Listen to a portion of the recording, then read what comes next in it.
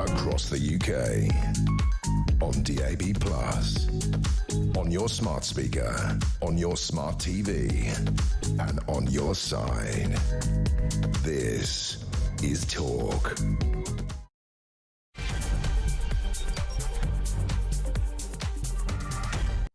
And good afternoon. Yes, welcome to the home of common sense. Thank you to Julia. She's back tomorrow, naturally. A big show this afternoon. We are obviously going to be picking up on the Baroness Casey report, the author of that report into grooming gangs, saying that those responsible are likely to still be active in the UK. And she calls the failure to record offenders' ethnicity as a different level of public irresponsibility. And as Julia was saying, there's nothing really in the report we didn't already know, but to see it written down officially and then leading to an inquiry is some sort of progress. But the question arises from this: what does this inquiry need to establish? We'll look at that in more detail. Also this afternoon, US President Donald Trump says he's not in the mood to negotiate with Tehran and wants Iran to give up entirely on nuclear weapons as the conflict with Israel enters a fifth day. There are some signs this could get a whole lot worse before it even begins to improve. More on that a little later. We're live in the States. And a Reform Party audit claims illegal migrants have been given free TV licences at taxpayers' expenses and also taken trampolining, bowling and to the cinema. I mean, there is the wow factor, and I think we've just ticked that box. We'll come to that a little later as well. Everything you need to know, and of course all the breaking news right here on Talk. 0344 499 1000.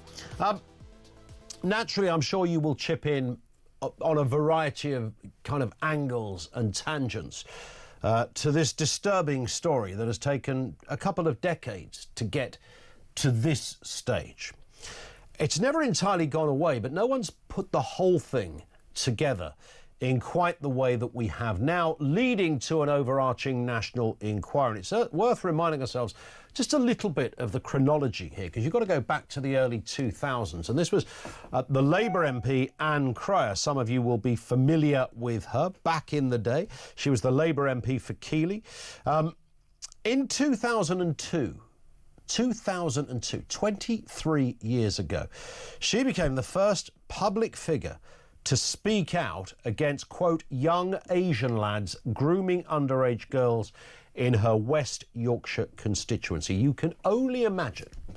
The fact she was a Labour MP gave her literally no protection on this at all. The fact she was widely respected as a very intelligent person of her party, that all counted for nothing. She went through the mill on this.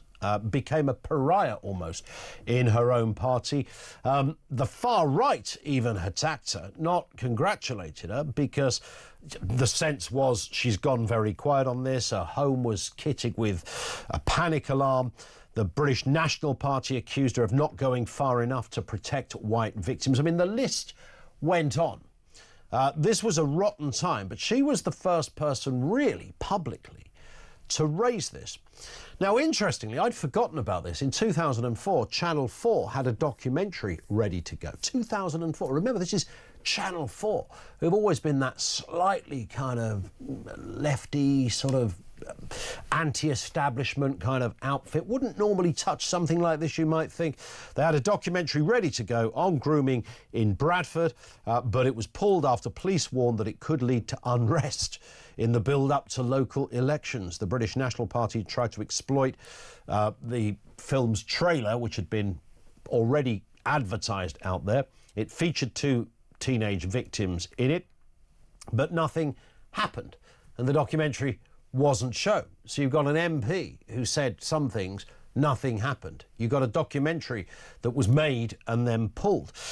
Then things began to change. This was in 2010, November 2010, when 5 men of Asian heritage from Rotherham were jailed for sexual offences against underage girls. The same year, a grooming gang in Derbyshire were convicted of offences involving victims as young as 12. This was after an undercover police operation. Now, you might say, I didn't realise that, so there were some prosecutions even back then.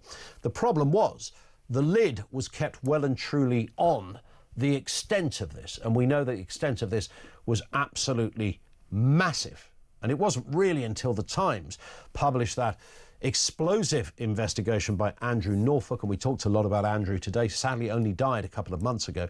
Back in 2011, the full scale of the scandal and the cover-up began to emerge. But the culture of silence that had facilitated the exploitation of hundreds, possibly thousands of young girls by criminal pimping gangs continued. So towns and cities right across the country, as we know, mostly in Northern England and the Midlands, but not exclusively, it made the front page with that headline, Culture of Silence. But then we've had, guess what? A culture of silence. Nobody wanted to join the dots. There were bits of information. Girls were not believed. You know all of this already. It seems extraordinary that this roots back to Anne Cryer in 2002, the first public figure making this point, and it went quiet. There were people agitating, and some quite well, on the internet. That reached a bit of an audience, but in the wider sphere of where you really needed to make the difference, nothing much seemed to be happening. 0344 499 1000. What does this inquiry need specifically to establish? What needs to happen here in order for this to be something where you can look at and say, OK, they've had the inquiry, we are satisfied, it did what it set out to do? Are we just looking for convictions? Are we just looking for people who turned the other way, who turned a blind eye, people who just ignored what was right in front of them, whether it's law enforcement, whether it's counsellors, whether it's education, whether it's children's social services or any other sort of children's service? All of those various groups are in the dock on this one. Will the inquiry name and shame? I sense that may well have to be a kind of second phase of something. The inquiry will join all of the dots, or it should do, and it will point to specific failings. Will it name individuals, or will it just look at certain areas and certain councils rather than those that perhaps run them? Well, take your calls on this, and do, bearing in mind the severity and the enormity of this story. I'm sure you'll have other things to comment on beyond just the specific question I put out there. What does this inquiry need to establish? I'd like your wider thoughts on this as well. 0344 499 1000. We're delighted that back with us Dave Wooding, the legendary journalist. Is that a good title, legendary? Because I was once called that in a paper when I was 24, and I thought that was a bit odd. More of a myth than a legend. Good to have you with us, Dave. Oh, pleasure. Listen, I mean, this story, as a journalist, like myself, you'll be, you know, this story was always around, but then it would kind of disappear a little bit. Once in a while, there'd be somebody agitating for it, it would come up again. Nobody ever really joined the whole story together. No, it was Anne Cryer, the Labour MP, if you remember, 20 years ago who raised this. Yeah, over. And she was, I think she was pilloried, if I remember rightly. From all sides, because the left said, you know, what are you, like the BNP or something? And then the BNP said, well, you've not gone far enough with this. So she got hassle from everywhere on this, a bit of a pariah in the Labour Party. And nothing was done then. And then we get to, I think it was 2011, when Andrew Norfolk, the late lamented journalist on the Times, who stuck his neck out, because there's a piece this morning where in one of the papers, I think it is in fact in the Times, where Dominic Cummings, the former number 10 advisor, you know, semi-house trained polecat as he was described, was then working in the Department for Education for Michael Gove, and he was approached by officials saying, local councils are really worried that these things are going to appear in the Times. They're asking for a judicial review to block it. Will you join in, Michael? And Michael said, well, what's this all about? And he explained, he said, I think we should do the opposite and tell them we're not going to back them. And on the back of that, the story was published. So, of course, a lot of brave people making some difficult decisions. I mean, we say they're easy decisions now, but at the time when people are out to call you racist and everything else, it's you've got to be quite strong. And I wonder whether some areas of the so-called establishment, as it were, which was never quite as kind of, organised as people like to think it is. You know that, Dave, from being in politics. The idea that these sort of grand secret plan. Most of the time it's just chaos in places like Downing Street and all government departments. And it sort of happens. At the end of the day, I'm sure permanent secretaries and secretaries of state just go home and go, I don't know how we did that, but we managed to get it done or whatever. And I wonder with this whether nobody really fully joined the dots, and they thought, is it too much hassle to pursue it and take it to a more official level of a full-on inquiry? Yeah, everybody's treading on eggshells with culture, the culture of, and worried about inflaming tensions in some communities, and I think that played along into this. Also, you had all these different groups who were all playing a similar game, but for different reasons. The police frightened of intimidating people in certain communities, the local council, and then you had the political issue, whereas Labour didn't want to damage its core vote. Yeah, it has to be. You have to say that straight. There's no doubt about that. That must be. And listening to Jess Phillips talking about this, and I do wonder, and I know Jess a bit, and she's always been a completely reasonable person in most areas. However, I am forced to wonder whether there's something in that, the idea that I just don't want to upset the people that put me into office. Yeah, I remember years ago Tony Blair, when he was in his first term, being at a press conference where somebody raised the issue of immigration. How dare they? And he sort of frowned and said, we've got to be very careful here. We've got to be very careful what you say. And that's all he said, and everyone backed off. Well, it's a sensitive issue. And is it also, actually, let me slightly rewind on the Jess Phillips thing. I don't know whether it was just about votes or whether her political DNA wouldn't allow her to go there. I wonder if that's part of it as well. And we see that in so many areas, don't we? Yeah. We see it with the Palestinian versus Israel issue and other things where some things are totemic for different parties. Correct. And that's probably what it was all about. Absolutely. Let's have a listen then to Baroness Casey. She's the author of the report, which of course has led to this inquiry announced over the weekend. This is Baroness Casey, Louise Casey, speaking this morning. We dug deeper into 3 police force areas where there's a clear high rates of child sexual exploitation offending, and dug deeper into those to see whether they had established the facts and figures, and they had established the facts and figures much more than the national data. It's clear that if you look at those 3 large police forces and their data, one is historic, to be fair, the other 2 are live, then the disproportionality issue is clear, and obviously when they ask for ethnicity, they largely, one stops at Asian, the other stops at Pakistani heritage. And that was another big part of this day, wasn't it? The not recording ethnicity, which is kind of odd because you normally have to tick a box for your ethnicity on, I think Julia said it this morning, even ordering a library card, for God's sake. They want to know who you are. And this has become a tedious row. We had a minister on the television last Sunday, one of the flagship Sunday morning programmes, saying, oh no, it's not right that 70% of the people involved in these grooming gangs are from Asian, Pakistani. Yeah. And that's because the figures weren't collated properly. Yes, 2/3. And it shows that in some areas there were disproportionately large numbers of Asian and Pakistani heritage people who were involved in this. And what's interesting about that is that exactly the same problem was happening again. People going, no, we can't say this. No, we better not say this. This is exactly what this report is about. People were either scared to say things or politically just didn't want to because it was inconvenient for them. And this is why it's dragged on for so long. Yeah. I mean, everybody's been treading on eggshells, and different political groups have had different views about it. And the big thing, of course, is Keir Starmer's U-turn. I mean, he said only a few months ago, was it January? Yeah. You're jumping on a right-wing bandwagon. Yeah, literally. And now he's jumped on the bandwagon himself. Yeah.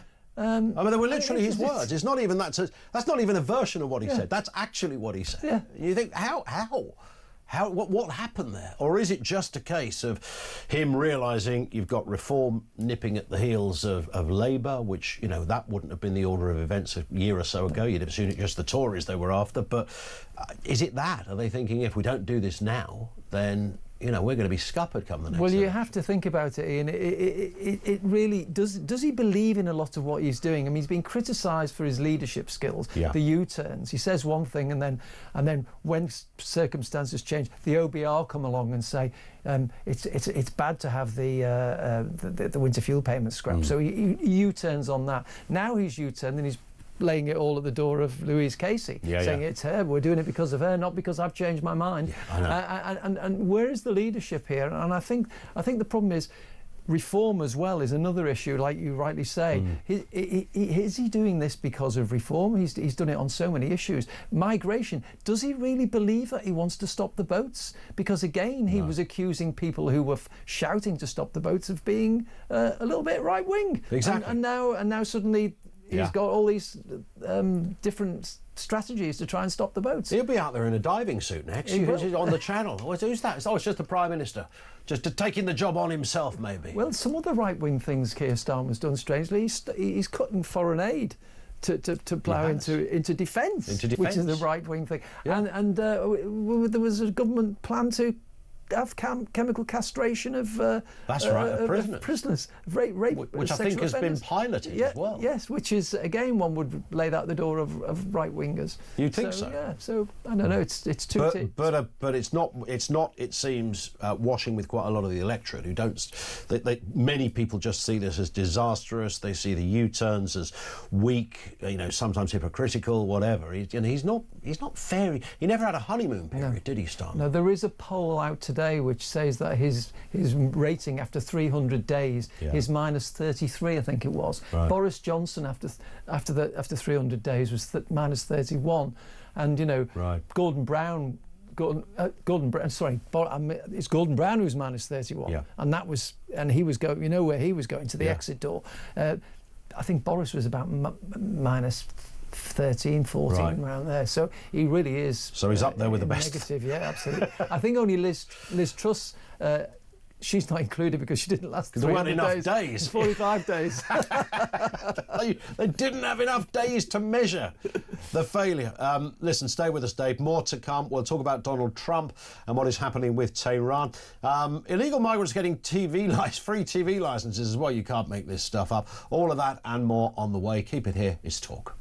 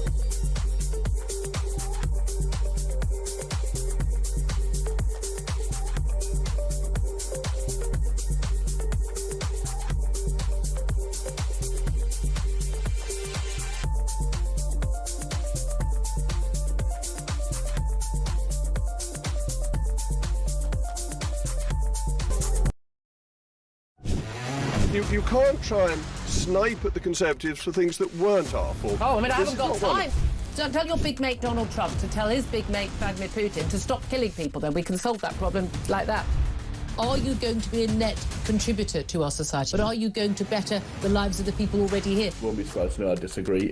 Why? Why do you disagree, though? Why do you want our young people left on the scrap heap?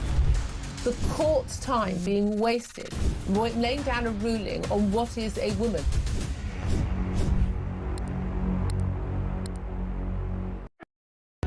Across the UK, on DAB+, on your smart speaker, on your smart TV, and on your side. This is Talk. We'll take your calls shortly as well, and more guests to come on this absolutely crucial, still emerging story as well on the grooming gangs. What does this inquiry need to establish? And other comments you want to put in along the way as well. 0344 499 1000. Let's have a look at another big story. Dave Wooding, the journalist, is with us. Donald Trump is, he's never quiet. Even on a quiet day, he's never quiet. This, of course, is very serious territory. It is Israel and Iran. Israel continues to launch strikes against Iran. Mr. Trump has stated that Iran should have signed a nuclear deal. Here's what the US president had to say today. I've spoken to everybody. What will you say? Israel is doing very well, as you probably noticed, and I gave Iran 60 days, and they said no, and the 61st you saw what happened. Day 61. So I'm in constant touch. And as I've been saying, I think a deal will be signed, or something will happen, but a deal will be signed. And I think Iran is foolish not to sign one. That was Donald Trump. For those watching in vision, the person standing next to him was Keir Starmer, who was probably thinking, hang on, half an hour ago I was defending people with a parking ticket in Bow Street's Magistrate Court, and here I am next to the president. Talking about nuclear capabilities in the Middle East. But that's Mr. Trump's position. He's been quite clever, Dave, hasn't he, in saying we're having nothing to do with this. But, I mean, that's not strictly true, is it? Because most things are run past him before even the first incursion. Yeah, and there's an undertone there of that. He did know when he said just now on that clip, I gave them 60 days and this happened on the 61st day. There's a menacing tone of I knew what was going to happen if you didn't listen to me. The other interesting thing is you've got three very unpredictable sides. You've made it a bit of a triumvirate, really. You've got Iran. Nobody ever knows what they're doing next. Fighting proxy wars all these years. You've got Israel, who don't take any messing, and we've seen how once they start, they don't stop. And then now you've got Trump in the middle of all this.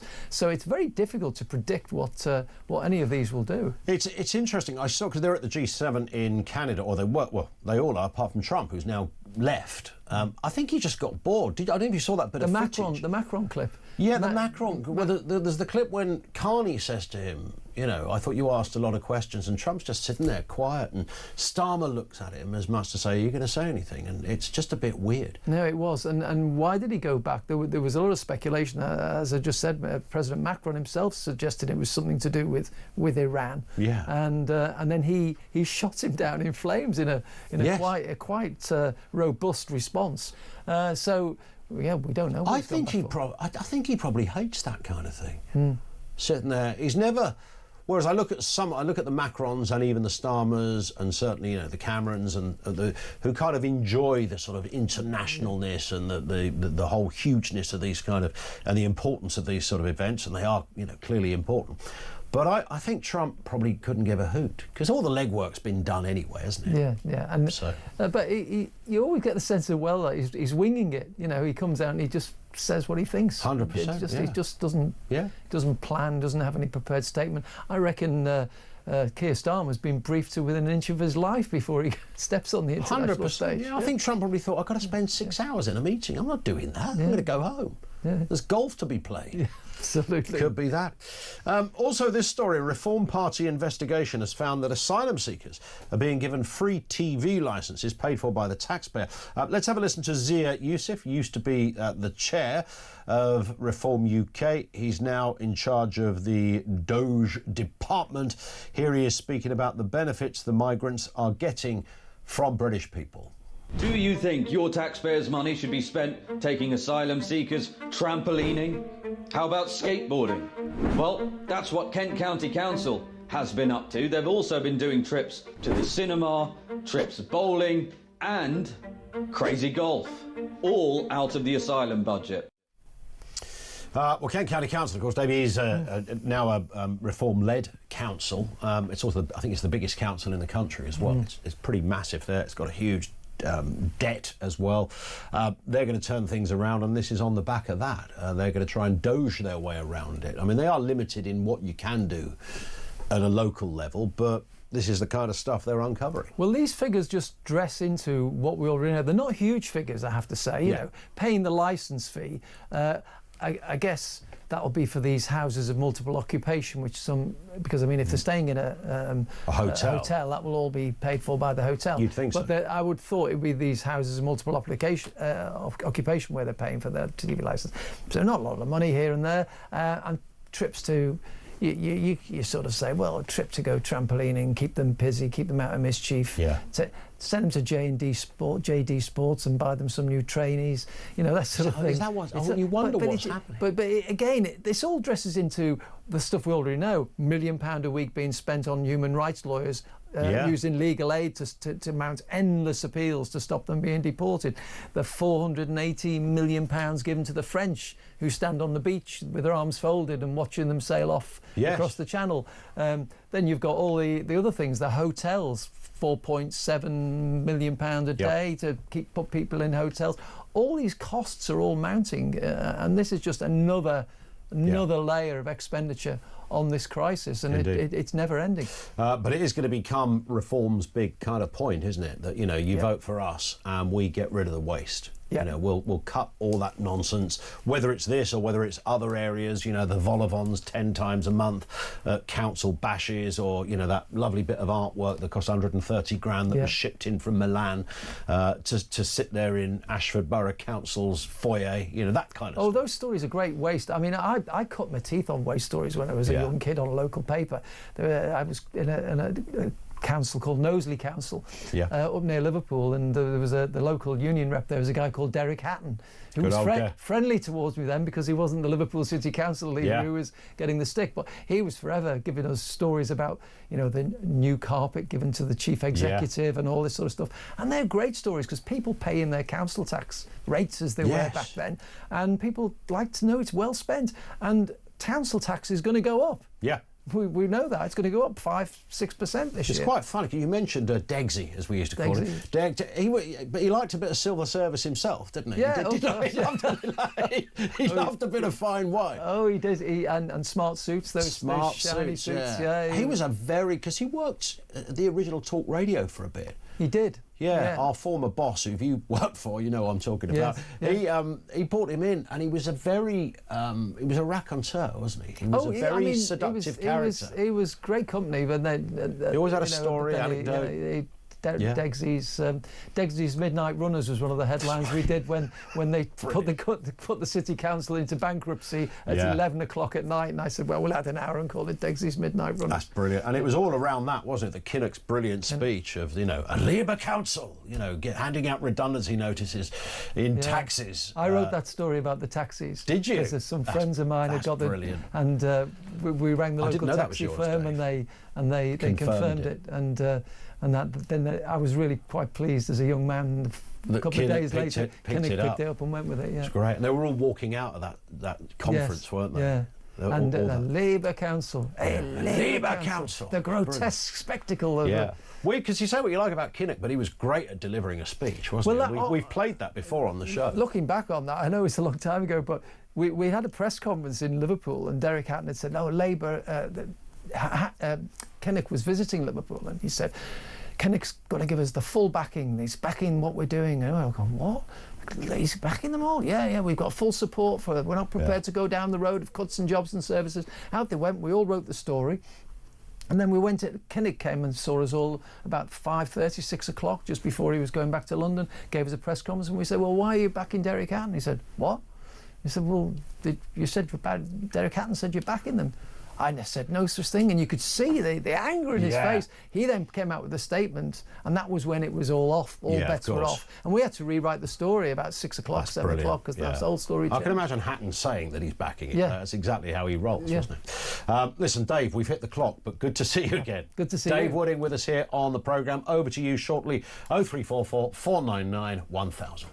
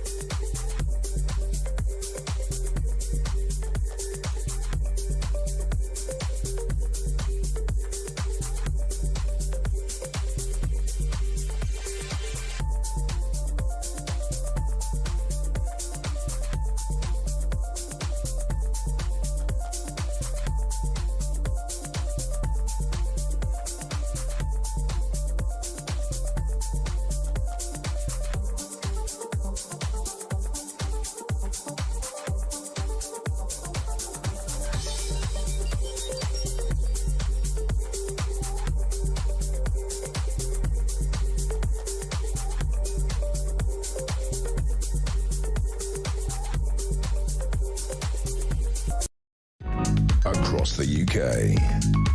On DAB+, on your smart speaker, on your smart TV, and on your side. This is Talk. It's just gone 1:30 on Talk. So Baroness Casey, the author of that report into grooming gangs, says a failure to fully collect data on ethnicity of an offender is a, quote, a different level of public irresponsibility. I think we can all echo that. She says she's fairly sure the groups are still active in the UK and that her 12 recommendations must be a line in the sand on this issue. She appeared this morning at the Home Affairs Select Committee. Here's what she said. Victims and survivors are really angry that things haven't changed sufficiently for the children that are there now. I don't think they feel confident in what's going on at the moment, and I think a lot of them are still carrying some of them open criminal investigations that have gone on for years without any sense of closure. And I think, you know, remember the backdrop here is when children are small, we as a society and a state have eyes on them. Baroness Louise Casey. Also speaking this morning, the leader of the opposition, Kemi Badenoch. We are very focused on getting a national inquiry. There were issues, for instance, with Conservative politicians being criticised when we highlighted that ethnicity should be looked at. I remember in 2018, Sajid Javid saying that there was a serious problem within the Asian community. He talked about Pakistani grooming gangs, and he was vilified for it. He was attacked. The same thing happened to Suella Braverman not that long ago. So what we now need is to move on from the place where those who are raising issues are being called racist or far right or whatever, and actually start focusing on the victims.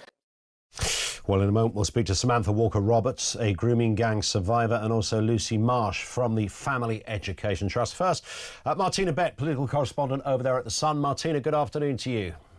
Good afternoon to you. Nice to have you with us. Interesting, just hearing Kemi Badenoch there. There has been a lot of calls for this to be sort of cross-party and to stop the political point scoring on this one. Totally understandable, but it may not happen because, of course, there are political points, sadly, to be scored even with a story of this seriousness and magnitude. Absolutely, and interestingly, so this morning I went to the press conference that Kemi Badenoch hosted with some survivors and the families of the survivors. And actually, Marlon West, whose daughter Scarlett was trafficked across the country from the age of 14, was saying that maybe a little bit of political scoring will be needed to challenge those politicians who for so long haven't really grasped the issue. So it was interesting to hear from him, and there were lots of very powerful and at times deeply emotional interventions from them.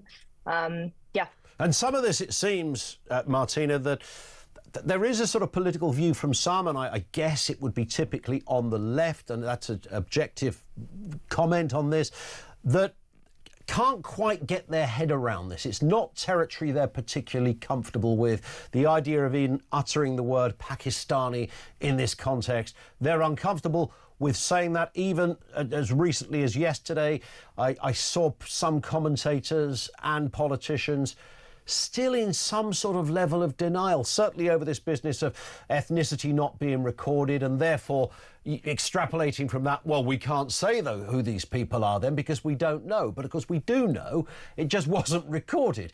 So there's still people who are almost committing the same level of problem that led to this in the first place, and that's denial and shunning away from the truth that's staring them in the face.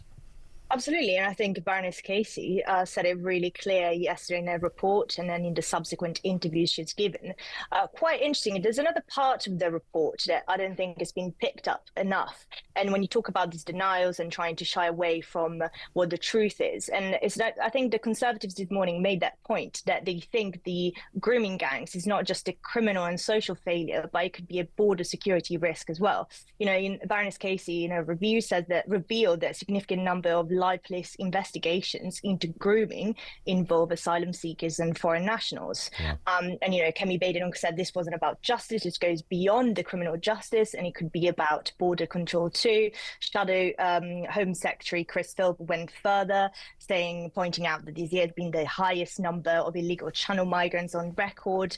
So the question is, can we really grapple this problem if illegal migration is out of control? And I think the Conservatives in the next day or so might call for that inquiry to look at that link and whether those two are really linked, and whether tackling grooming gangs can be done if illegal migration is out of control. Yeah, it's a good point. Lastly, Martina, in terms of how long this inquiry is likely to last, we know that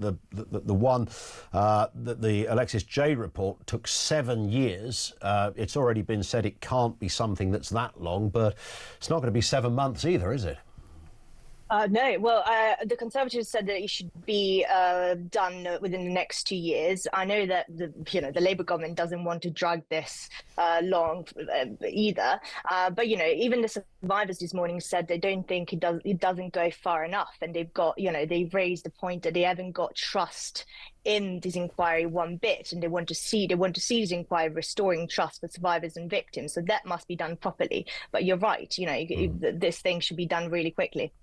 Martina, thank you for your time. Martina Bett, political correspondent at The Sun, with us. Let's speak with Samantha Walker-Roberts, a grooming gang survivor assaulted as a 12-year-old in Oldham. This was in 2005. Samantha, good afternoon to you. Good afternoon. Was this a story, and clearly a horrendous and an awful part of your life as a child? Did you ever think that there would be justice for what happened to you and to others? No, to be quite honest. How the police have destroyed information, evidence, the way social services has handled things, it doesn't leave it as a perspective to get justice. Yeah, and of course we're talking about lots of powerful agencies here. We're talking councils, we're talking law enforcement, we're talking education, children's services. I mean, these are the very strands of society that you think, these are the go-to people when stuff goes wrong.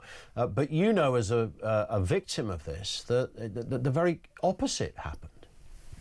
Yeah, nobody helped, and every professional tried to cover it up. And I know there's some survivors in Oldham who got complete anonymity, and their abuse took place in Westminster. Yeah. And so this national inquiry needs to go and cover that. I mean, it's got to cover all of it, hasn't it? I mean, there can't be a single stone unturned. Every single, from senior councillors to humble pen pushers, anyone who signed off a report or ignored evidence needs to be called into question here. When did you first attempt to report what had happened to you? What was the story there? I went to the police station for some help. What age were you at this stage, Samantha? 12. So you were a 12-year-old. You went to a police station as a kid? Yeah. And what happened? I went to report an assault that happened in the town centre. There was some gentleman behind me who I think was dealing with the passport issue. The officer on the desk told me to go home and sober up. The people behind offered to give me a lift home, and the desk clerk agreed that it was a good idea. Wow. So you were a 12-year-old reporting an assault. You were accused of being drunk, stop being a silly little girl, basically, and go home. Yeah. And I mean, this is breathtaking. So this is 2005. It's not 1965 when people had weird ideas about kids and things. This is in an era where you'd think, people had grown up a bit by then. We knew that we should listen to young kids, or we should listen to victims. Yeah, they should. They shouldn't just think that all children are problem children. And the fact that you were the person behind the desk allowed a stranger to take you home, given that you'd also reported an assault, is extraordinary too. I know. I would have never been able to track the officer that was in charge on the desk that day. Yeah. But of course, this goes beyond just one officer. Over the years, in the last well, we're talking 20 years now. You have seen different periods of time when, you know, voices have raised this issue. There's been some documentaries, there's always been stuff online, but it's never really come together in the way that we're sensing it is now. No, it's as if there's an uprising now happening, and survivors are now starting to feel that there's power in the voice. Yeah. And if we all gather as a whole, we're being heard. Do you sense then that the reasons that the establishment, whether it's law enforcement, whether it's councils, do you agree really with Louise Casey that this was, you know, ultimately about people not wanting to rock the racial boat? I do partially believe that was the problem, but I also believe people in power didn't want to lose the jobs. Yeah. But why should they have lost it? I mean, you'd think, far from losing your job, you would be almost given an award for breaking a story such as this and bringing it to public attention. You'd be promoted, congratulated, but it seemed the very opposite was happening. People were treated as whistleblowers and being persecuted for coming forward. So rocking the boat in one department affected another department, and that councillor didn't like that, and that person in social services thought it'd be too much hassle, and they were a friend of, you know, probably one of the people that was in charge of some of these gangs, etc. It was that, basically. Yeah, and it's a huge issue that we have in Oldham still to this day. I was about to say, in terms of, because again, Louise Casey does reference and say that this is, she's sure these groups are still active, and you share that view. Yeah, I do believe they are still active. Is the motivation then, as far as you can see or tell, and you've obviously sadly had your own experience, but looking at it now and saying that you think this is still going on, is it, are these predominant, are they drug gangs? Are they gangs that are just looking for sex with young girls? What is the, what do you think is the pattern here? What's the motivation? Do they exist purely for sexual purposes, or is it something else? It completely depends on the type of gang. Sometimes they'll use it to profit money, to sell the girls, and sometimes it's just for gratification. And yet you're pretty sure, as Louise Casey is, that this is still happening. You might think anyone with, you know, who'd ever been involved in a crime so horrendous that, you know, could get you years, if not decades, behind bars, potentially. You'd think people would think, well, you know, we better stop this now, but clearly not. No, and it makes no sense. I honestly don't understand why they still want to commit this act. And the ethnicity issue, which of course came up, that 2/3 of these people that were on the list, they never recorded their ethnicity. What do you make of that? What do you, is this because somebody happens to come from a certain place, in this case Pakistan, or is it because certain groups of Pakistani men see certain groups of white girls as, just to coin the phrase, just white trash?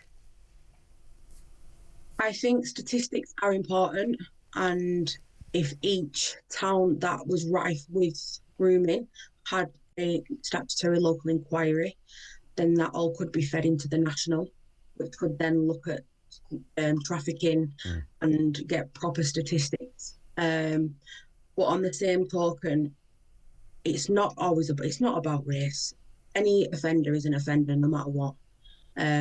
Unfortunately, in this area, predominantly, they are Pakistani grooming gangs around Britain.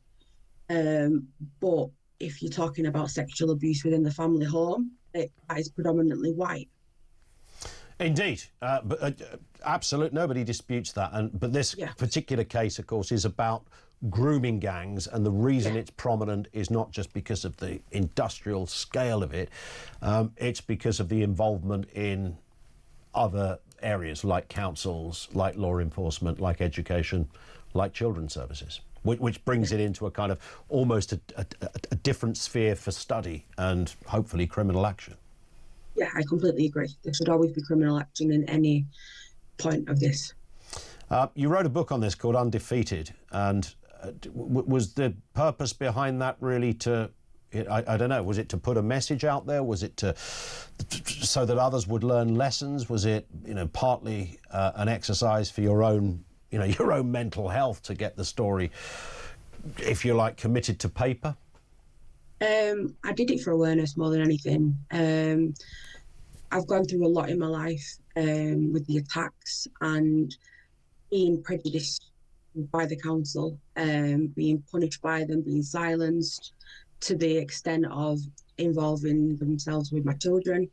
But I'll always keep going no matter what, and I will always try and protect any survivor that comes forward who wants to keep anonymity. Yeah.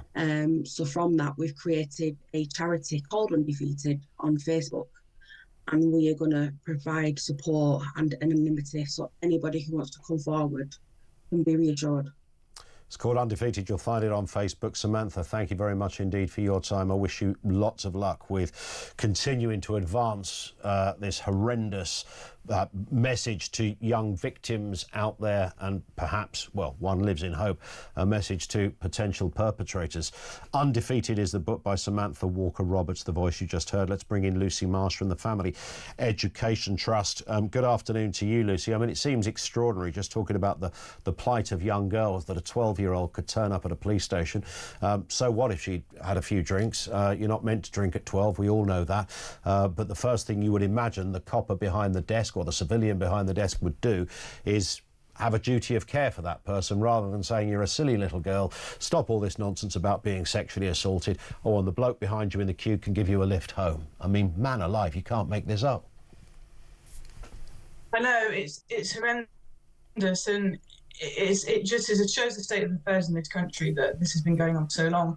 So we brought out a report on this back in 2017 called Unprotected, which looked at the causes of what was happening, and the root cause for authority turning a blind eye is, as Baroness Katie said in the report, it's the adultification of children. It's the fact that children are not been seen as victims. They've been regarded as adults who are able to make adult choices.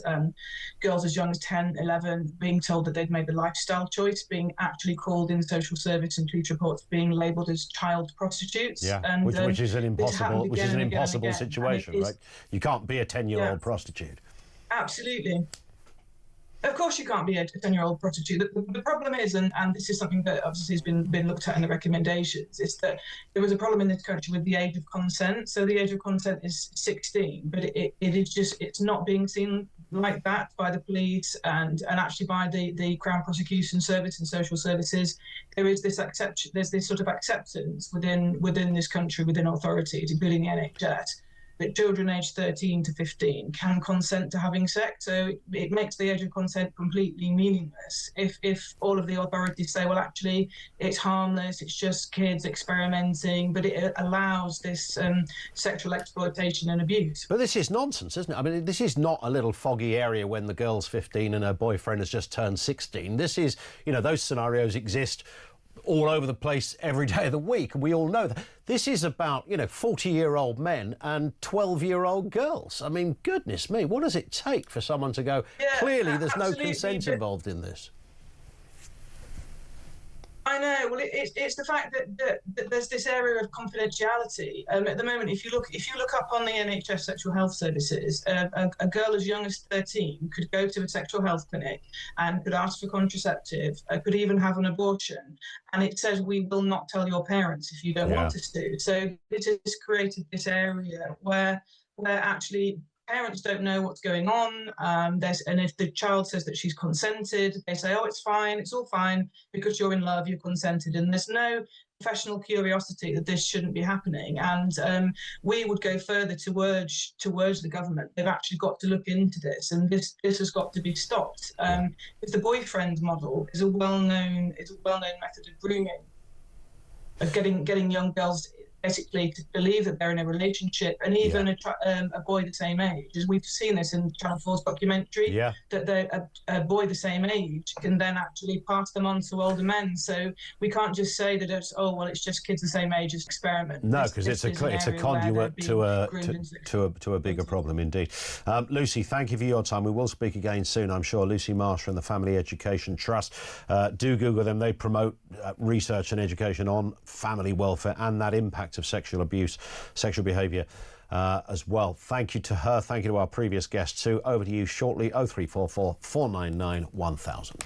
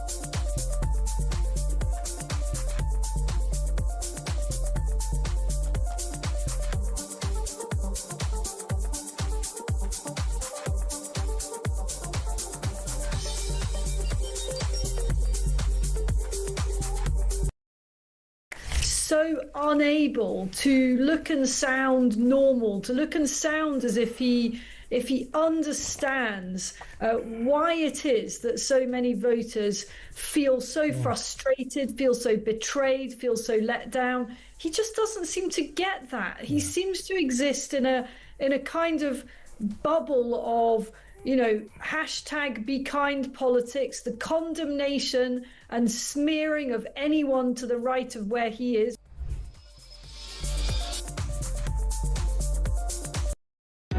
Across the UK, on DAB+, on your smart speaker, on your smart TV, and on your side.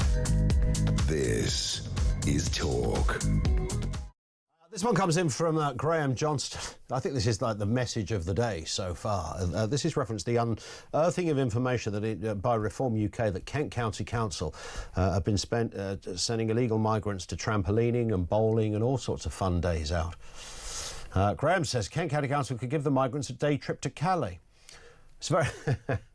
Having grown up in Kent, that was your standard school trip was to Calais. So yeah. That would be maybe a more imaginative use of the money. And more comment from you on the way. Let's talk to Anne in Sussex. Anne, what have you got for us? Good afternoon to you. Oh, good afternoon to you. Oh, this subject.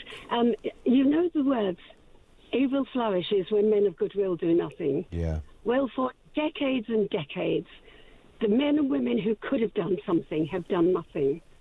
That is, and they're all culpable in what has gone on. What I've hated over the decades is this attitude, and you've heard in the media, it's very poor white girls and children in care and boys. So there's been this class thing that they ask for it, that they're prostitutes at the age of 13 or even younger. And that is what has incensed me over decades. It happened to women here 40-odd years ago, and only heard about it 7 years ago, in what is a middle-class town. It seems to happen to the vulnerable children who are not being looked after by their parents. The schools, they expel them. I've been into schools fighting for children. What do we want from this? We want a total change of attitude. The criminals have got to be treated as criminals. They can go to prison for life. Because when a child is sexually abused, it actually affects them and their children.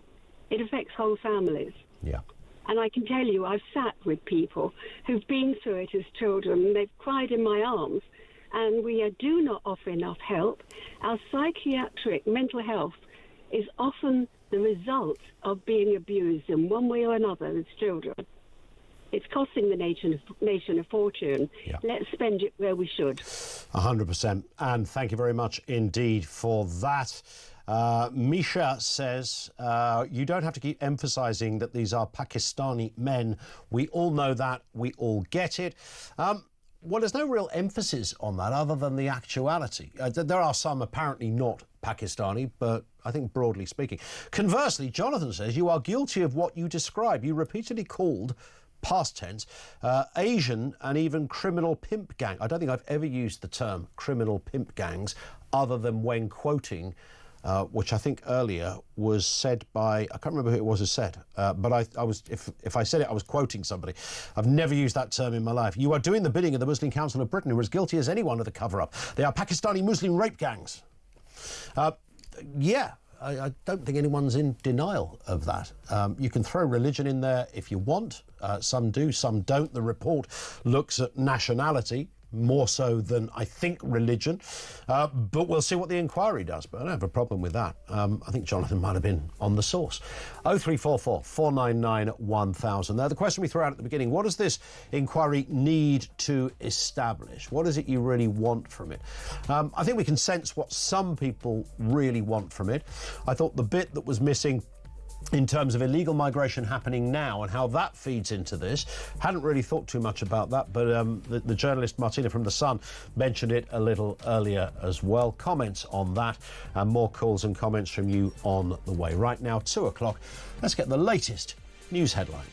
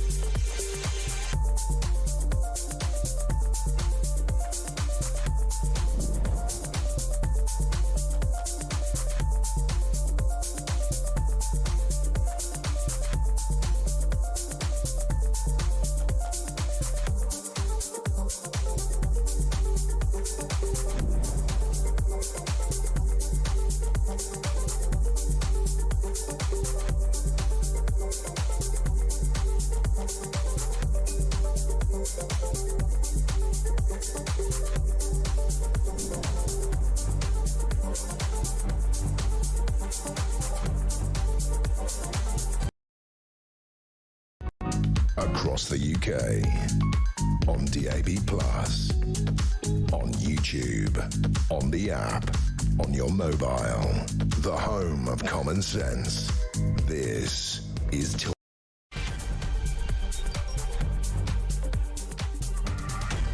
And yes, good afternoon. Welcome back to the home of Common Sense. We are, of course, talking Baroness Casey, author of that report into grooming gangs, saying that those responsible, and this is a really disturbing aspect, are likely to still be active in the UK. And that was echoed by a previous guest who was a victim of grooming in Oldham. Still active, she also calls the failure to record offenders' ethnicity a different level of public responsibility. It does seem rather extraordinary when you have to declare your ethnicity to join a gym, for God's sake, but apparently not when you're being nicked for child abuse. Also this afternoon, Reform Party audit that claims illegal migrants have been given free TV licences at taxpayers' expense and have also been taken trampolining, bowling and to the cinema as well. I wonder if you get popcorn. Also this afternoon, US President Donald Trump and Prime Minister Keir Starmer have agreed a new US-UK trade deal at the G7 summit in Canada, with Trump saying they've become friends in a very short period of time. They don't agree on a lot, but they're friends. I think he said he's more liberal than me. Isn't anyone, Donald? Isn't anyone? We'll have more on that story as well as we cross live to Washington too.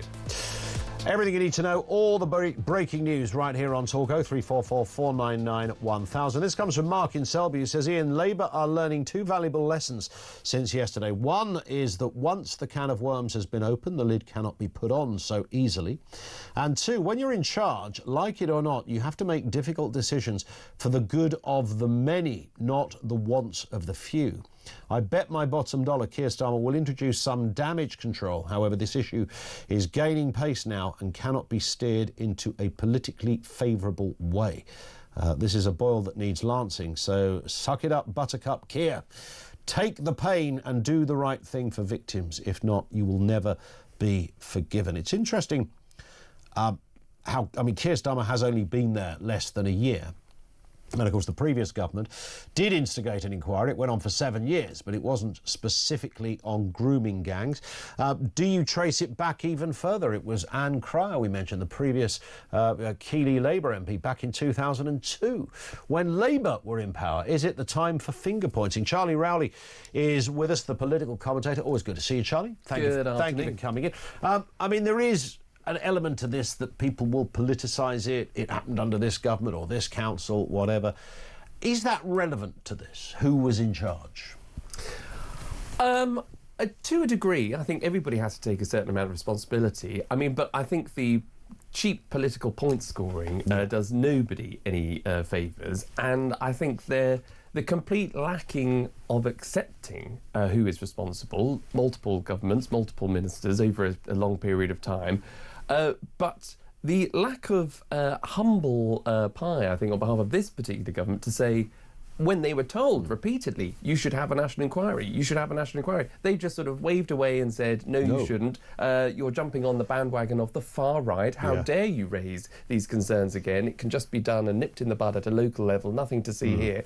The brass-necked then to have a U-turn and say, well, actually, we're calling for the national inquiry now, and it was all the fault of the Tories over the last 14 years. It's extraordinary. We mentioned when the winter fuel allowance U-turn happened, which we described as the mother of all U-turns. There are some U-turns that are, maybe just a slight change of policy. They're not really U-turns, but it doesn't stop the press and people like me saying they are.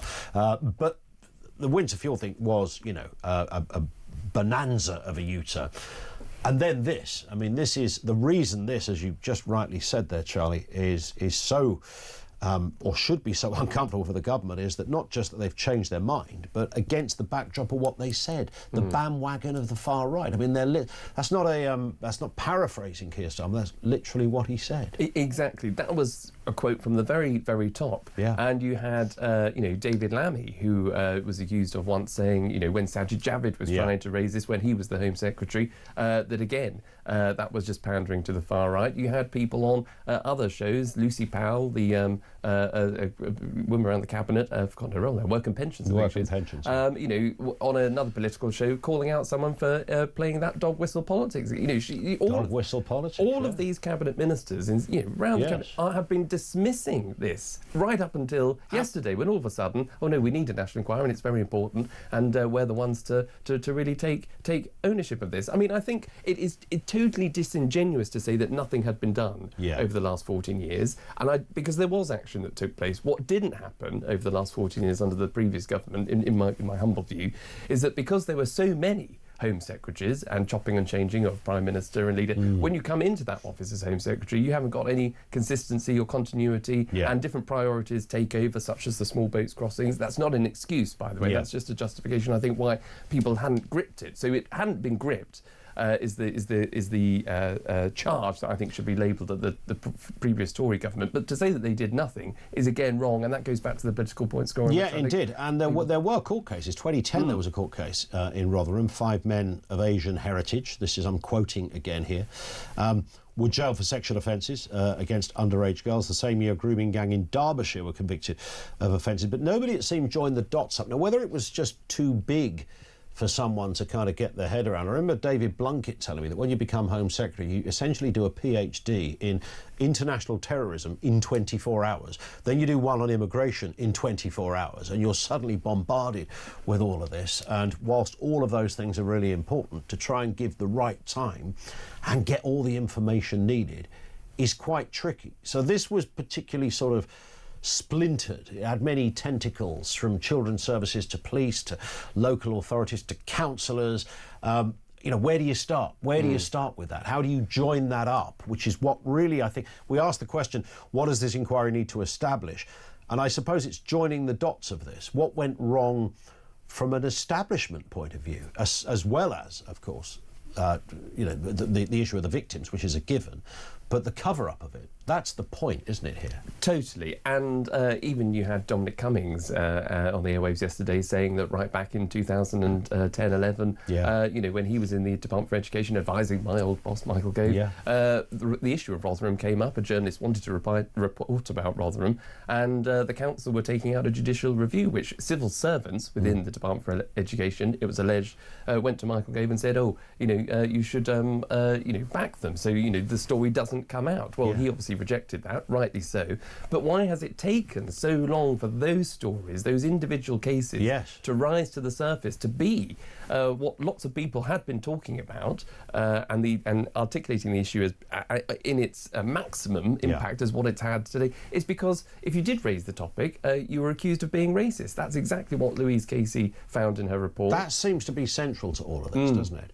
And I know, you know, Dominic Cummings has said a lot in the last few days. There was an extraordinary moment when he suggested, did you see the bit where he said that the cabinet meetings were just essentially a theatre and everything's pre-written beforehand and the conclusions are drawn? And it's funny, I spoke to somebody, and you will know some of these people as well, Charlie, that, you know, right in the thick of it at that end of, you know, I said, never heard anything so nonsense in all my life, you know. Never quite the case. I mean, obviously some things are written down beforehand, but the idea that no Secretary of State has any power is not true. Yeah, I think that's, look, I mean, it is the case. I think in some areas you want to make sure that your cabinet meetings are as concise and... yeah, you don't want them to wang. Imagine Lammy kicking off on a monologue. You know? Exactly. You want to try and nip that in the bud if you can. Exactly. So I think there's a lot of work that goes on behind the scenes to make sure that everybody's in agreement and to make sure that things are ironed out as early as possible, so you can get the quick decisions. But yes, you can exercise your right as a cabinet minister to say, I don't agree with that, or I do. And as a Prime Minister you can, of course. They have immense power as a Prime Minister. But again, what is the problem here is sometimes departments, what they don't do is when there are mistakes that have been made or when there are issues, they don't flag them, because, funny enough, no minister wants to run to the Prime Minister and say,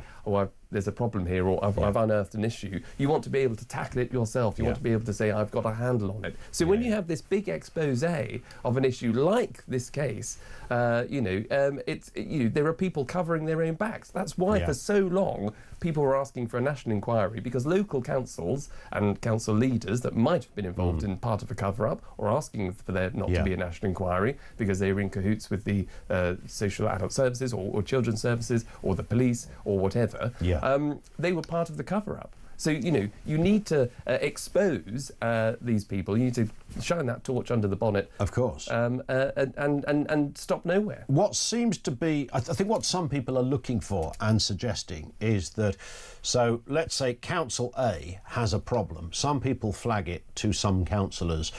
or those in, the children's areas of the council, safeguarding areas, and it gets ignored. And it gets ignored because they think, oh, this is going to set off a flipping riot. We're going to end up being called racist, blah, blah, blah. Meanwhile, down in the West Midlands, something similar is happening. Now, the suggestion by some, mostly on social media, is that those two things were connected, that there was a bigger voice somehow orchestrating this, going, no, whatever you do, do not do anything on Pakistani grooming gangs, rape gangs, do not do anything on this, that it was somehow an orchestrated, choreographed, national diktat, if you like.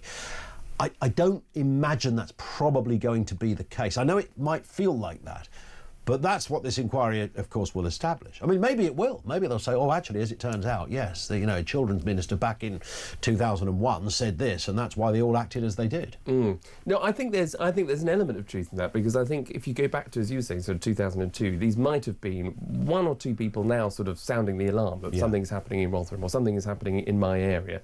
And so that sort of slowly builds, but, it's not part of the context, not part of the conversation we were having nationally. So, if there's nothing to see here, just keep a lid on it or try and manage it locally. Up until, I think it was in Baroness Casey's report 2020, where a report was published which has now been rubbished by Louise Casey, which essentially said that if you are trying to purport the idea that there is a disproportionate element of men of Pakistani origin that are committing these crimes, because the majority of these crimes of child sexual exploitation abuse are committed by white men. So if you're holding the view that it is just a Pakistani problem, then you're wrong. Now, Louise Casey has rubbished that, and that was put out in 2020, and she said that was not the case. There is a disproportionate element of. So the people that were calling for it back in 2020 have been told effectively, keep quiet, otherwise you would be sort of seen as being racist. That was wrong. So we've had a 5-year period from 2020 up until today where I think a lot of people, when the topic was really bubbling in their local 100%. Communities, were not able and didn't feel that they were able to speak out in a national level because of reports like that. Let's move to this story, Charlie. Starmer and Trump agree a US-UK trade deal. They've got together the two big wigs of global politics, or one and a half, and they've finally announced they've signed the deal. I think there was a weird moment, wasn't there, when Mr. Trump dropped all his papers as he opened up his folder. Yes, and the wrong deal fell out or something. The EU deal fell out. Yes, he did say yes. We'd love to do a deal with the EU whilst trying to. But it was with Keir Starmer. Keir bent down and picked up his papers. Oh look, Mr. President. Oh look what's happened. Oh don't worry about it, Keir. It's fine. Anyway, the deal is now been fully signed off. To a degree. Happy days all round. Apparently, yes, exactly. Just to a degree. I mean, I think it's good for, according to Number 10, for the car industry and for the aerospace industry, where they've agreed certain things on car parts, but steel not yet signed off. So Keir Starmer has run to, I think, a couple of times to say, "Oh, we've got a great deal." So Keir Starmer will say, as I'm sure he would have wanted to repeat tomorrow, but I don't think he's doing PMQs tomorrow. I've heard somewhere that he's having another day at the G7. He wouldn't. Would he be back in time? I mean, they often do come straight back almost from the airport to PMQs. That's happened before. Well, yes, but he's had quite a week this week, Keir Starmer. So if does that mean it's at Orange? It might be Orange, Big Ange. Big Ange is in, yeah. So we'll have to see. But all right, there, loves. How you doing? But it's uncanny. It's like being in the same room, Charlie, isn't it? Yeah. Wherever I go, people say, go on, do your Angela Rayner, go on, do it. But I think he is so keen, the Prime Minister has been so keen to tell us all that he's had 3 big trade deals, one with the US, one with the EU and one with India. But obviously this UK-US deal keeps evolving, and of course not all of the nuts and bolts have been signed off because, as I say, still isn't covered. So it'll be one that I think he keeps wanting to repeat in order to, blow up his arms to say how strong we are as a UK now and how great he is on the international stage and what great work he's doing for UK industry and all the rest of it. But I think it all remains to be seen. Yeah, it does remain to be seen. What's in practice, like all of these things, whatever deals there are out there, if people aren't feeling better, the pound in the pocket thing, all of that, it's the economy stupid, all of those things are absolutely true, aren't they? That's what it will come to. Exactly, and that's the problem. I mean, you alluded to earlier, I mean, they've been in less than a year. Yeah. And I mean, if you just take the last week, a spending review where there seemed to be billions of pounds that were spent that might not have been costed for, where the Chancellor might have to come back for taxes in the autumn. That was on Wednesday. And then on Thursday, you had a Treasury Minister claim that actually 70% of the small boat crossings were not men. They were women, children and babies, which he had to backtrack on. But no apology to say, I'm sorry, I got it wrong. Something up. They made it up. And then there's lies, and they always say if you're going to tell a lie, tell a big one. I mean, that was an absolute whopper. It was a beauty in a way. Part of me was impressed by it. I thought, this is an incredible lie. Well, exactly. And then by Sunday, you've got the Chancellor on the airwaves talking about how she wasn't worried about hurting people's feelings just by calling them far right when the grooming gang document was being leaked. Then you had the audacity of yesterday's parliamentary shenanigans where the Home Secretary was there blaming basically the Conservatives maybe playing a bit of politics to try and point out that they've been calling for the national inquiry. All the while, backbench MP for Telford gets up and said, he always wanted an inquiry all along, when a letter is then published to say when he was the leader of that council, Telford and Wrekin asked specifically the then Home Secretary Amber Rudd and Minister Rishi Sunak not to have one. Not to have one. All the while, dare I say, Emma Reynolds was on another morning round talking about a bridge that she doesn't know where it starts, doesn't know where it ends, doesn't know the cost. This is the Labour government taking everybody, it seems, for a ride. So that's just a week, and they've not even been in for a year. Yeah. Emma Reynolds just took the gong from Diane Abbott on that one interview. It was, Abbott had it for a while. Natalie Bennett from the Green Party has had, she's been the custodian of that award. Yes. Under the same interviewer, a friend of mine, but I won't give him any publicity. But the Emma Reynolds was an absolute, oh my God. I struggled to watch it, to be honest. Well, I can only imagine it was just... it was jaw-dropping and... She didn't even know where the bridge was being built. No. And if you're announcing, I think it was 3,000 bridges that are getting a bit of funding, one of them happens to be, your friend was absolutely right. What does jump off the page is the Hammersmith Bridge, because it has been closed for such a long time and is integral to London infrastructure. So the idea that, I think she must have just thought, having had two other Treasury Ministers, the Chancellor and Darren Jones, in a bit of hot water, and knew that the rape gang publication was going, she might have thought, this is going to be an easy ride, didn't really get across a brief and thought she could just wing it. And of course, a bridge too far. Always swat up on your bridges if you're going to have an interview that might involve, what's the word? Bridges. That's the one. Yeah. I mean, who'd have thunk it was that difficult? I know. Exactly. Yeah. What's that bridge called again, Charlie? Yeah. That's right. Listen, great to have you on as ever. We absolutely love it when Charlie comes in, and we will speak again soon. Charlie Rowley with us on the programme. It's coming up on 2:20. Over to you shortly. 0344 499 1000. What does this inquiry need to establish? I think. One of the reasons we put that question out there, because it's rather interesting based on the fact that I don't think everybody's looking for quite the same. There's obviously an element where we all want to see justice, but that word does some heavy lifting in this context. There's much more, I think, to this. What do you want this inquiry to establish? 0344 499 1000.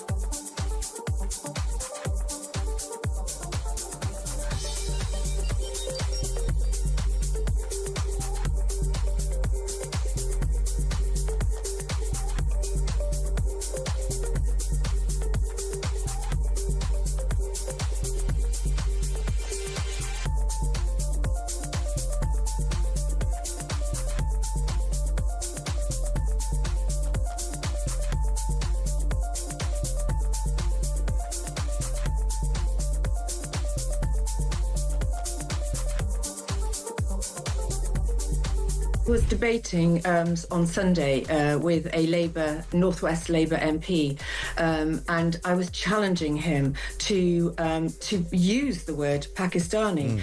And he was saying to me, "Why do you keep accusing, it being predominantly Pakistani men?" I said, "Because it is, and it's only people like me that are brave enough to stand up, and the other Reform MPs brave enough to stand up and say, wake up and smell the coffee. This is certainly historically." It's been very much a Pakistani grooming gang issue. You know what? Those... Across the UK. On DAB+. On your smart speaker. On your smart TV. And on your side. This is Talk. One here from Debbie, who says, just before the attack on Iran, Trump had his Middle East tour. Now Jordan, Syria, Saudi Arabia are giving Israel airspace. This is a bigger and better plan than anyone can imagine. Interesting point. On the issue of grooming gangs, one here, no name given. On child rape gangs, I fear the inquiry will be a whitewash. You can almost hear the shredders working overtime in offices across the country. Can I also ask you to stop referring to the victims as young girls?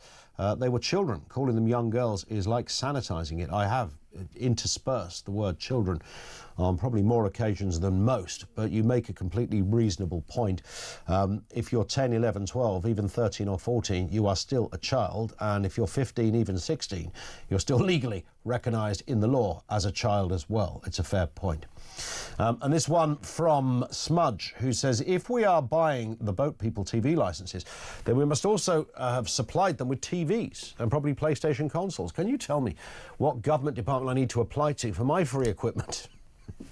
It's a good point. There must be a Department of Fun somewhere out there. We certainly need one with some of the headlines at the moment. Dave is in Luton. Back to that issue of grooming gangs. Dave, good afternoon to you. Hello, sir. Hi. What would you like to say? I'd just like to put a perspective across from somebody who lives in a town, Luton, that is heavily Pakistani. Yeah. And somebody that has got 4 friends that have been victims of these gangs. Okay. Dating back till 1984. So the first one of my friends was a young girl that was in our little group. You know, when you're a kid, you're a young teenager, you've got a group and you're always there, always together. This girl vanished, and we never knew where we couldn't find her, we didn't know where she was. Rumours came around, and eventually we found out that she was living above a kebab shop in a dirty little room on a mattress on the floor. She was addicted to drugs. She'd been addicted to drugs deliberately, and she was being prostituted at 14 by the gentleman that owned the kebab shop. Then another young lad went to school with my brother. I can't mention his name, but what I can tell you is he's gone on to become one of the most famous voices on the far right. It's not the other chap from Luton that you're thinking of, although they are both friends. This guy was pimped out to Pakistani men from the age of 10 by his own father, and eventually ran away from home. He was my brother's best mate at school, and he ended up living with my mum. And went on, he's so damaged, this guy is so damaged. He went on to become, he's a complete extremist. He's the guy that was apparently... Yeah, no, I know who you're talking about, and I hear what you're saying as well. I mean, you can only imagine you would... I mean, you can see how you would go to that extremity. He's the guy that they say inspired Anders Breivik. Anyway, that guy. Yeah. A young girl, who's my best mate's sister-in-law, she was groomed and raped on multiple occasions, and actually has 3 children by her rapists. And they've taken custody of those children from her. The rapist has taken custody? Yes, rapist was given custody by the courts in Luton. Did she ever allege rape? Did she report it as rape? Oh yeah, all of these cases were reported to the police and completely ignored, blown off. And the other guy I know was a young gay fella, and he used to hang around the taxi ranks, and they would ply him with alcohol, and he would perform oral sex on them at the age of 13, 14, because there wasn't a lot. So what's interesting about what you said, I mean, these are incredibly distressing, clearly, by definition.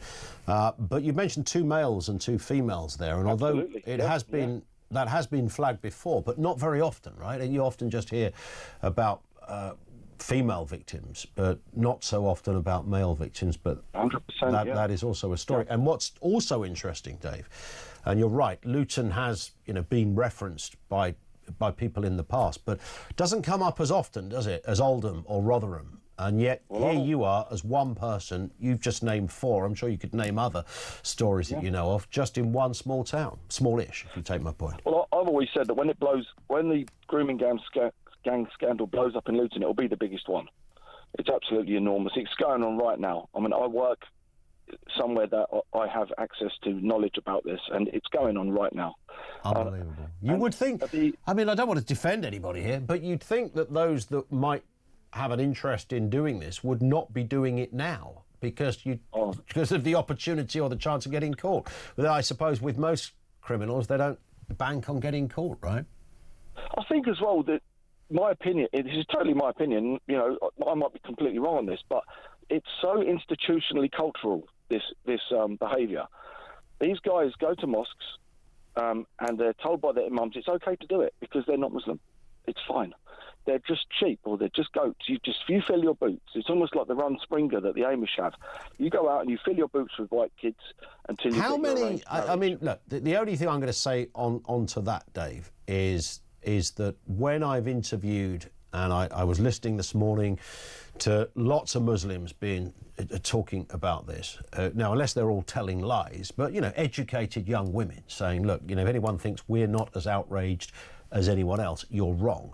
An imam who said that in a million years you wouldn't get near a mosque that he ran if this was the sort of thing you were doing. Now, I know there are rogue mosques. There's enough evidence on YouTube to, you know, if you didn't believe it, just to see some of the stuff that's being preached there. We know that. We know some wrong-uns have found, you know, real counsel in some of those back meeting rooms in the mosques. But would it be fair to say that that's an exception in terms of, you know, the mosque itself giving a green light? 100%. We've got over 20 mosques in Luton, and they range from very, very moderate, decent guys. I mean, I know a lot of these guys, and they are disgusted by the behaviour of the few. They hate them more than we do. And there are a few mosques that are extremely radical that should have been shut down when they were caught raising money for Al-Qaeda and for the Mujahideen and all that back in the day. These are the mosques that are causing the issue. And they're also, that's in many ways, you've just hit on another point. Why are they, you know, why are we not, they're probably not being flagged for the same reasons as this whole grooming gang, this raping gang story got buried. And I reckon local authorities, police, councillors will know about those extreme mosques, and they're not saying anything for the same reason. No, absolutely true. Yeah, I mean, a friend of mine, in fact, my brother, he's a ex-policeman in Luton, and he said there is a see no evil, speak no evil, hear no evil attitude towards these crimes, and towards Muslim crime in general, because they just, I think some of them from the best intentions don't want riots. They don't want racist. Well, because they've dined out for years on the idea of this, you know, minority being attacked is a terrible thing. Well, if you put it like that, it sounds like a terrible thing. We're not really talking about a minority, though, are we? We're talking about, in some areas, almost a majority, and in some areas, you know, a very influential majority. There's a lot of men doing it, and Islam is such a it's such a tribal culture that you must not speak out. You're going to get yourself ostracised. You're going to find yourself called an apostate. Even if, you can almost hear some of the wives of these perpetrators, you know, using that phrase. Well, that you look at them, they were asking for it. You know, don't blame him, blame them. You can hear that being said. Listen, Dave, I stopped there for time and just to get more voices on, but thank you. That was Dave, not his real name, in Luton.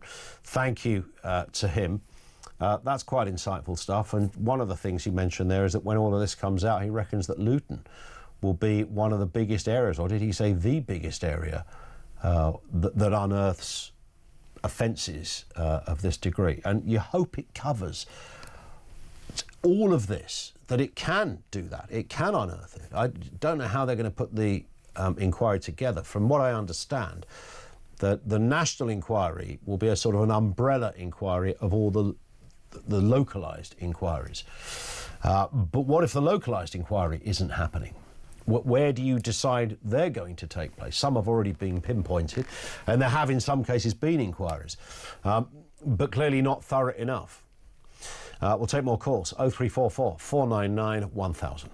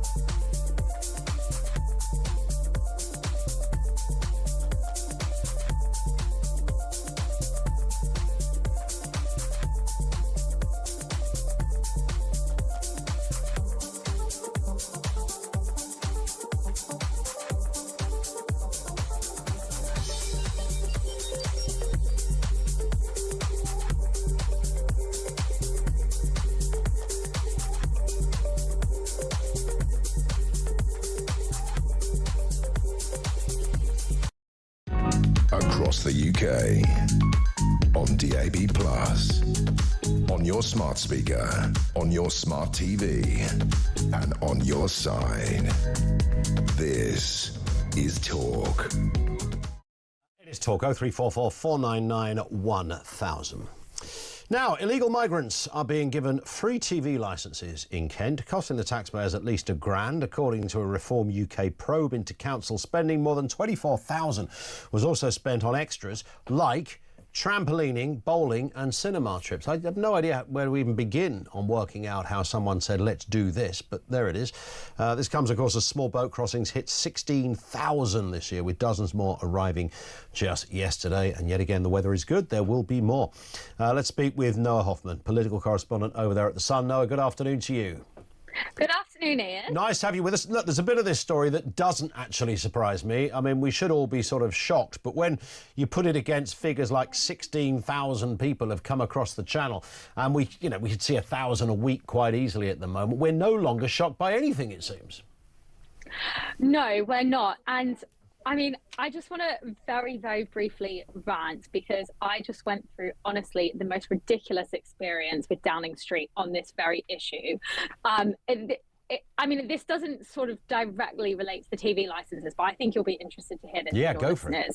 This morning or yesterday, a spokesperson for Number 10 said that the situation in the channel is deteriorating. They used the quote deteriorating. Now, you know, for all of us, that's obvious. We have eyes. But for the government to admit that is quite a big thing. I think it's probably the first time they've actually made that admission. Fast forward a few hours later in London. So that comment was made in Canada, where Keir Starmer is at the G7, and Downing Street suddenly backtracks and is refusing to say that the situation in the channel is deteriorating, and pressed by journalists and pressed by the likes of The Sun over and over again to explain why they think it's deteriorating. A quote from their very own team, they pretended as if they'd never said it and refused to admit that. So when it comes to issues like giving migrants trampoline lessons or taking them to JD Sports or whatever other ridiculous nonsense is going on, who can be surprised when everything to do with the issue of illegal migration is so chaotic? Yeah, I was going to say, and I can absolutely see somebody, it's kind of an episode of The Thick of It, isn't it? But almost with booster rockets, where someone's gone, right, how are we going to solve this? He's just said that it's what was the word, reducing or deteriorating. He just said it's deteriorating. He's saying it's not. I tell you what we'll do. We'll pretend none of this ever happened. No one ever said anything. and we'll move on. It's a brilliant way of doing politics. Is it though? Because for us, we're just pulling our hair out, and we will tell the public. We're going to tell them, you know, the people who are meant to be representing you and the people who are trying to communicate how this issue is being handled to you are just rewriting history or pretending that we're frankly idiots. You know, what is the point of us asking them questions when they're going to give us a response like an AI chatbot? 100%. It's just ridiculous. Yeah, and again, you know, you touched on it right at the top there, Noah, when we read stories about trampoline lessons and bowling. Well, you know, given that the big headline is 16,000 people, I mean, just get our heads around it. 16,000 people, we're only in June, by the way, made their way across the channel. I always make the same analogy. If 16,000 people had jumped the barriers at Heathrow, you'd have the world press and helicopters flying around. You have the SAS in there, the army, you know, everyone will be talking about it forever. But 16,000, if that can happen, then we shouldn't be surprised that some of them have been taken 10-pin bowling in Gillingham. Yeah, exactly right. And that 16,000 figure is already a 40% rise on the same time last year, and then a 70% rise around that on 2023. So, I mean, it's just completely out of control. And we saw this glimpse of honesty this morning, but, that only lasted so long. And we're back to being just presented with word salad when we try and question what's going on here and why the so-called smash the gangs plan is just a complete and utter failure. So am I surprised that TV licenses are part of this package of absolute ridiculous decisions? Frankly, I'm not at this point. Yeah, indeed. And of course, this is all part of, you know, Reform's new Doge department, isn't it? Where they're attempting to really make they've made their mark in lots of ways, of course, but this in particular, you know, the waste. And now that Reform run councils, they run Kent, it's the biggest council in the country, they are determined to keep the momentum up on this. And whilst the figures or the numbers on their own aren't massive, 1,000 quid here, 2,000 quid there, it just feeds into a wider narrative. Exactly, and it really feeds into this overwhelming feeling of unfairness that's really sort of making waves through the public. And you know, you're even now seeing Labour MPs get really angry about this. You're seeing people across the ideological spectrum. This isn't even now traditional left-right type of issue. Everyone has just had enough, and all they're asking for is honest answers and a solution that works. And clearly, we have neither of those things. Yeah. Is there any sense that you've got your ear to the ground over there at Westminster, Noah? You know, are the government slowly, I mean, this may be a slightly ridiculously optimistic question, are they beginning to get their head around this? I mean, we know they reversed on winter fuel. We know that they've reversed on the rape gang inquiry.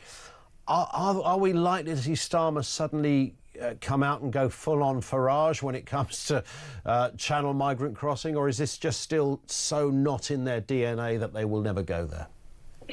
I think there is an overwhelming desire to stay in government, and if you don't get a grip of this crisis, that is just never going to happen. And MPs in Downing Street are very conscious of how well Reform are doing in the polls, and also the fact that a lot of their traditional voter bases and demographics, you know, working British communities, are flocking over to Nigel Farage because he's the only one who is saying he's going to do something about this. So they are conscious of that. And I do think we are slowly inching closer to perhaps an announcement on offshore processing of migrants. Now, this strategy was very effective in Australia, but it is also important to note that there are a lot of differences between the UK and Australia, one being the proximity of the landmass to where the migrants are taking off from and where they're landing. So Australia and Indonesia very far away, France and Britain very close.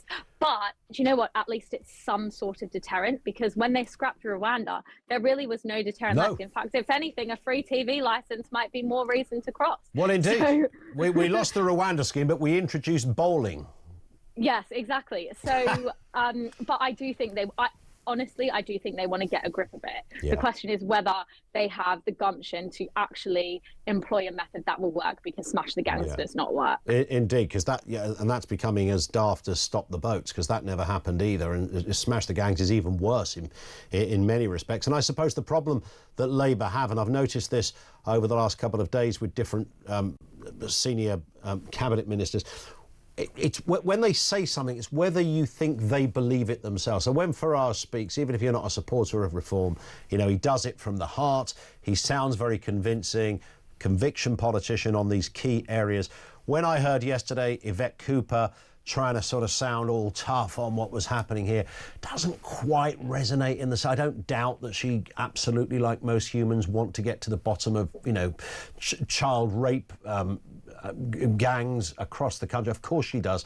But the sounding tough thing is quite hard for Labour to do with conviction. Yeah, and especially when it's so difficult at times to know what Keir Starmer's genuine views are, because they change so frequently. Yeah. So was his first view the one that is really like true to his, you know, inherent beliefs and his inherent convictions, or was the, you know, the plan that came out after seeing the polls and after seeing reform rise in the polls, what really reflects, you know, his innermost feelings and passions about politics? So it is hard to know, and that does then, you know, have implications for how voters respond to these big promises. But as it stands, I do think whether it is their genuine political conviction or not, they do want to stop the votes. That is a desire within government. I don't think that, you know, whether that is a reflection of their true beliefs is a different question. But they do want to stop the votes, to give them credit. They're just failing dismally. They just don't know how to do it. And they don't know how to do it. Exactly. There it is. Listen, Noah, we'll let you get back to it. It's never a dull day over there at Westminster. Thank you, Noah Hoffman, political correspondent, of course, over there at The Sun. Thank you to her. This comes in from David, who says, we need another country to sort this out. Someone like J.D. Vance to lead the investigation. We will never get names or prosecutions. He's talking about the rape gang inquiry there. Michael in Northumberland, Ian and team, the investigation into abuse of young girls. Whether the public and victims are satisfied with the outcome, it's going to result in the end of politics as we know it. If the report is made public and in full, then trust in politicians and government is gone forever. If we don't believe they've been honest, then the same applies. This is awful, awful thing is the end of our relationship with our MPs and potentially the police as well. Michael mentions there. Yeah, it's that, isn't it? I mean, if we are going to hear stories of, I mean, let's take the obvious candidates that always get referenced. It may not be councillors. I'm sure that, you know, we know there's some fairly decent councillors who work for pretty much nothing and work incredibly hard. But if it is that sort of level of cover-up, that we better not go here, and, you know, the local law enforcement chief was in on a meeting, yeah, we don't want to upset the apple. If that kind of stuff comes up, if it came up once, that would be an explosive story.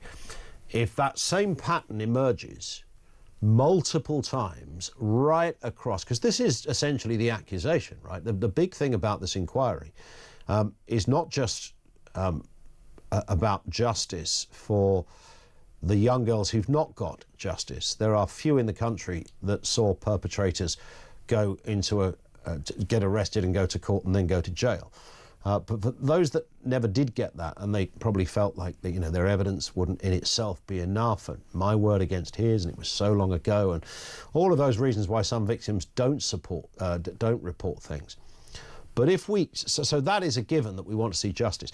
But the other part, the equally important and disturbing part, is the cover-up thing. Now, is the cover-up?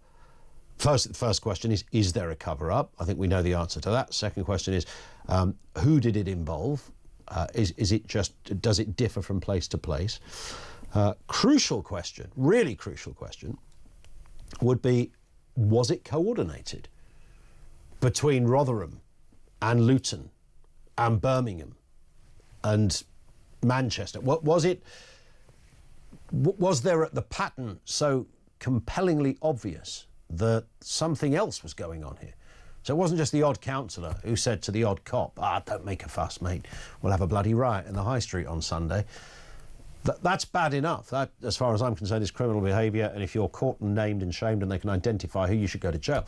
But if it was actually bigger than that, the people were told to take that line, and that pattern exists in 20 towns, then Michael's point in Northumberland is bang on. I mean, that would be, almost it would feel like the end of, the end of something, that's for sure. Let's talk to Mark in Manchester. On this story. Mark, what are your thoughts? Good afternoon to you. Yeah, good afternoon, Ian. Yeah, mine's pretty general, really. I think our grandparents' generation were taught the difference between right and wrong and respect for institutions. Yep. But I think over the years, the institutions have abused our trust and the media's exposed that. So now we're in a situation where the man on the Clapham omnibus, if you like, who can he fully trust? The children's services, the police, justice, government. I mean, if you take the lessons from Jimmy Savile, you know, children's services, children's homes, the Catholic Church, the post office, you've just got to come to the conclusion that, you know, if you're vulnerable, you can't expect justice. We don't live in a country where you can expect it. You can get it. You could be lucky and get it. But the main chances are you're not going to get it. So I think from the average person's perspective, the way we sit at the minute, you've just got to keep your family close and try not to let any of the people who are in your circle become vulnerable, because, you know, what we're learning, regardless of what this inquiry comes back into, it still forms into that sort of framework. Yeah, it does, and the sort of, you know, the post office is a really interesting one as well, because it's a good analogy, oddly, because it was that groupthink thing, you know, when you have to, at all costs, you have to protect the establishment or the business. So whether it's the BBC, whether it's the NHS, or whether it's the post office, you have to, that is what's in there. They can't get their head at, right, first port of call is to, well, no, the first port of call is surely to find out why somebody killed themselves because they were wrongly accused of fiddling cash.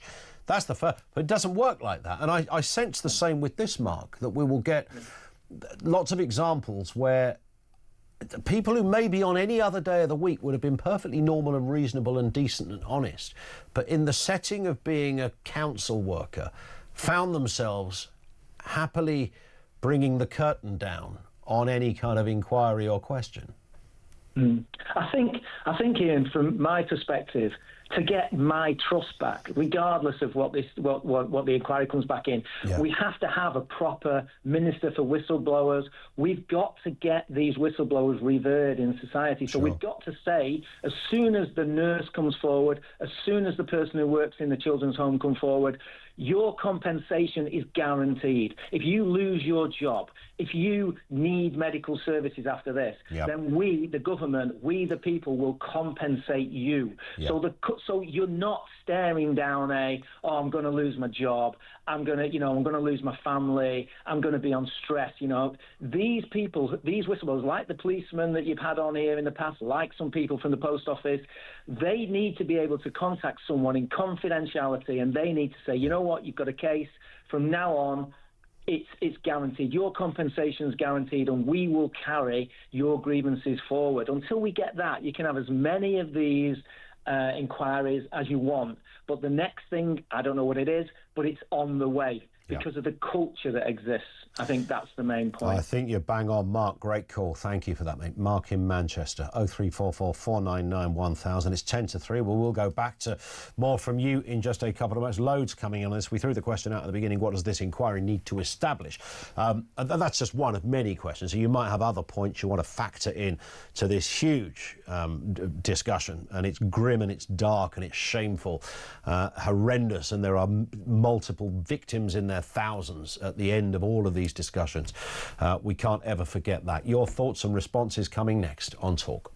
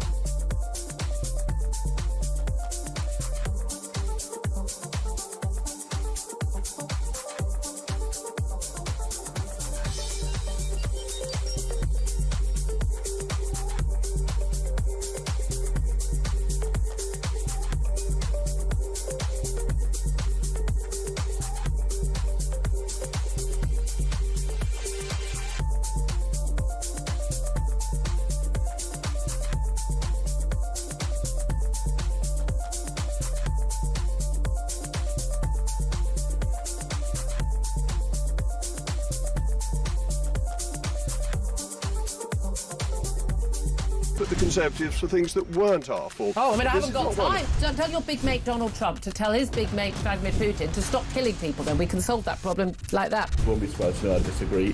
Why? Why do you disagree, though? Why do you want our young people left on the scrap heap? The court's time being wasted, laying down a ruling on what is a woman. You and I have been speaking for far too many years about And this. actually, you know, I'm very grateful to you too, because you have always covered this topic.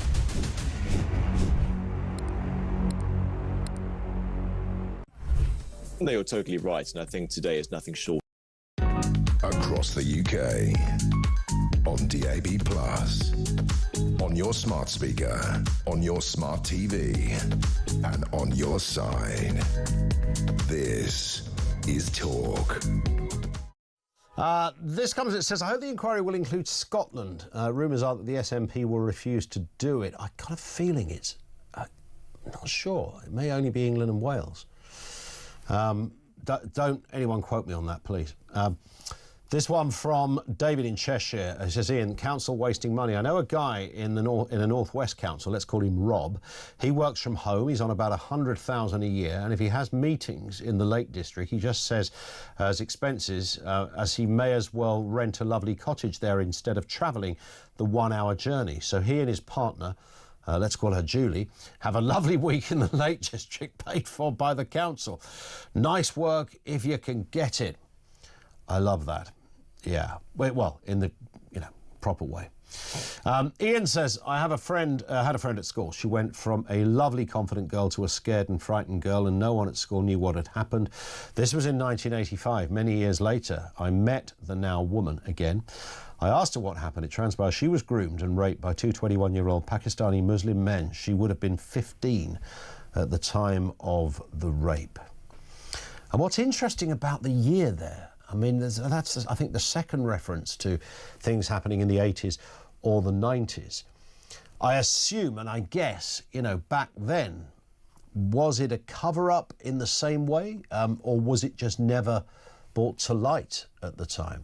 Because in the 80s, women were certainly less likely to report accusations, report a rape, or sexual assault for fear of just simply not being believed. And some argue it's kind of gone full circle, where now a similar thing is happening. Ian, thank you very much indeed for that. It's 5 to 3. We'll talk to Peter in just a second. On a lighter note, it's day 4 of The Voice of Doom. This is the political mystery voice. All you got to do is try and guess who it is. It's usually, it is either a former or a current MP. Who is this? I can't guarantee that. I think this is a stinker. I think it's really hard. I reckon it's going to go on for 4 months. Is it without a clue? Is anyone ever going to get that? Here it is again. I can't guarantee that. Too early for big clues, but if you think you know, 87222, don't phone in, but we will tell you who it is on the other side of the news if we get a correct answer. One more time. I can't guarantee that. Who's that then? 87222. Back to your calls. Peter in Oxfordshire. Peter, what have you got for us? Afternoon to you. Ian. Hi. Great show as always. Thank you, sir. What are your thoughts? I think, and I suspect most of your viewers do, that this is probably the greatest scandal in their lifetime that I can consider. Going back 50 years or more. It's amazing that we haven't heard anything very much from the leading members of the Muslim community. The people who usually complain about various things are not saying what they say. The Baroness Varsis, for example, who every time, supposed to be a Conservative, but every time she speaks, she's always accusing the Conservative Party of racism. And even more significant now is that the Labour Party is setting out on this definition of Islamophobia. And, of course, if they were to use that definition, that might well close down do you know what? It wasn't lost on me. The Conservative MP Nick Timothy has been doing some, pretty robust work on this. It's worth looking up some of his speeches. He used to advise Theresa May, of course, before she lost the election.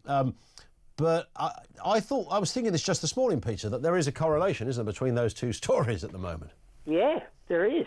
Because once you introduce a wide definition, and Labour MPs and others are going around saying, anybody who raises this is a racist, then this comes within definition of Islamophobia, and people will actually it will close down debate entirely. And that's the problem, isn't it? Because the amount of facets... Listen, Peter, I've got to move, but thank you for that. I think you raise a really good point, and it did cross my mind this morning as to where that story about the definition of Islamophobia, and there are some MPs who were agitating for a law around exactly that, and this story, because this story, of course, is very specific, in part, because people thought it would raise it would raise Islamophobic tendencies and cause a riot and all sorts of other horrible things going on. So that the correlation there is all too real.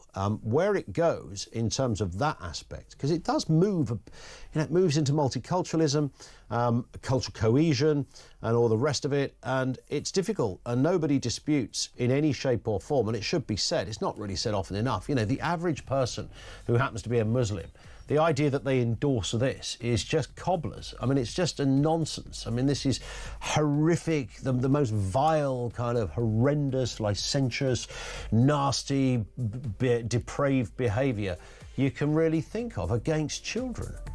Average person of any persuasion doesn't support that. That's obvious. But there is a group of men, mostly men, who went there and are continuing to do so. What is this inquiry? What is it likely to throw up about that connection of the background of those men? That's good. And what's the conclusion of that going to be? Our lines are open. We're back with more after the news at 3.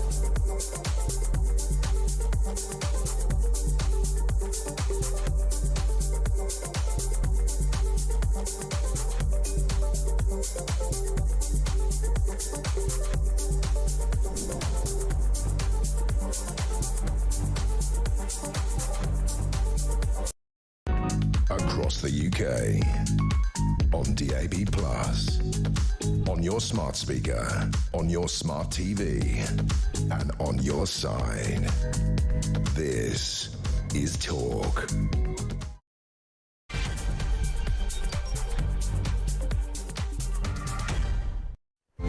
And good afternoon. Yeah, welcome back to the home of common sense. Coming up on 3 minutes after 3 o'clock. So we are discussing, of course, Baroness Casey's report. The author of the report into grooming gangs, rape gangs should be referred to, says the groups are likely to still be active in the UK. I mean, this is just when you think, well, this is something in the past. Apparently not. She also calls the failure to record offenders' ethnicity a different level of public irresponsibility. You can only imagine what was happening there. Somebody going, oh, God, we're getting too many people of the same background. Somebody in law enforcement probably had that conversation. Will their name come up in this inquiry? Also this afternoon, US President Donald Trump says he's not in the mood to negotiate with Tehran and wants Iran to give up entirely on nuclear weapons as the conflict with Israel enters a fifth day. Is it likely to get worse before it gets better? Mr. Trump being very unequivocal that America are not involved in this, but as the head honcho, if you like, of the Western world, he has a view. We'll cross in a moment to Washington to get the latest.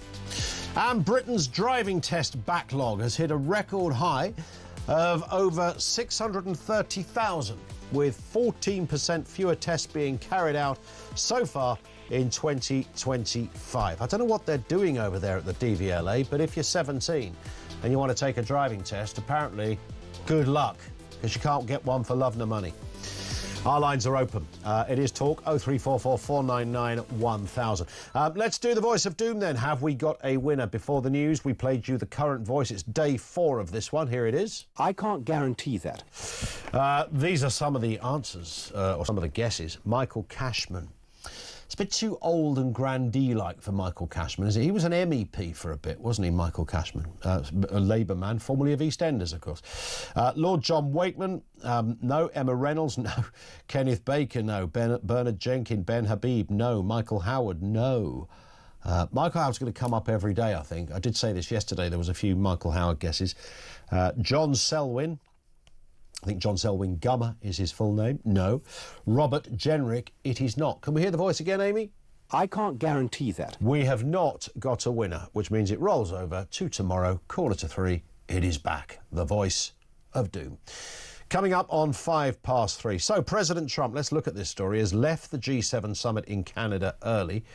Can't blame him, frankly. You look and see what he was sitting with. Goodness me. Insisting it's not about a ceasefire in the Middle East, but much bigger than that. He says he's not in the mood to negotiate with Tehran and wants Iran to give up entirely on nuclear weapons as the conflict with Israel enters its 5th day. Meanwhile, Trump and UK Prime Minister Keir Starmer have struck a new trade deal, slashing tariffs on British cars and aircraft parts, protecting £9 billion in exports and saving UK jobs. Let's speak to our man on the Hill. He is US political commentator, managing editor at Inside Sources, Michael Graham. Back with us. Michael, good afternoon to you. Happy to be with you and happy to not be in Canada, which is a good place to not be, as Donald Trump just showed. Indeed. I think it just got too much. I think he just thought, you know what? And then Mark Carney decided to throw in, I think you've answered enough questions, Mr. President.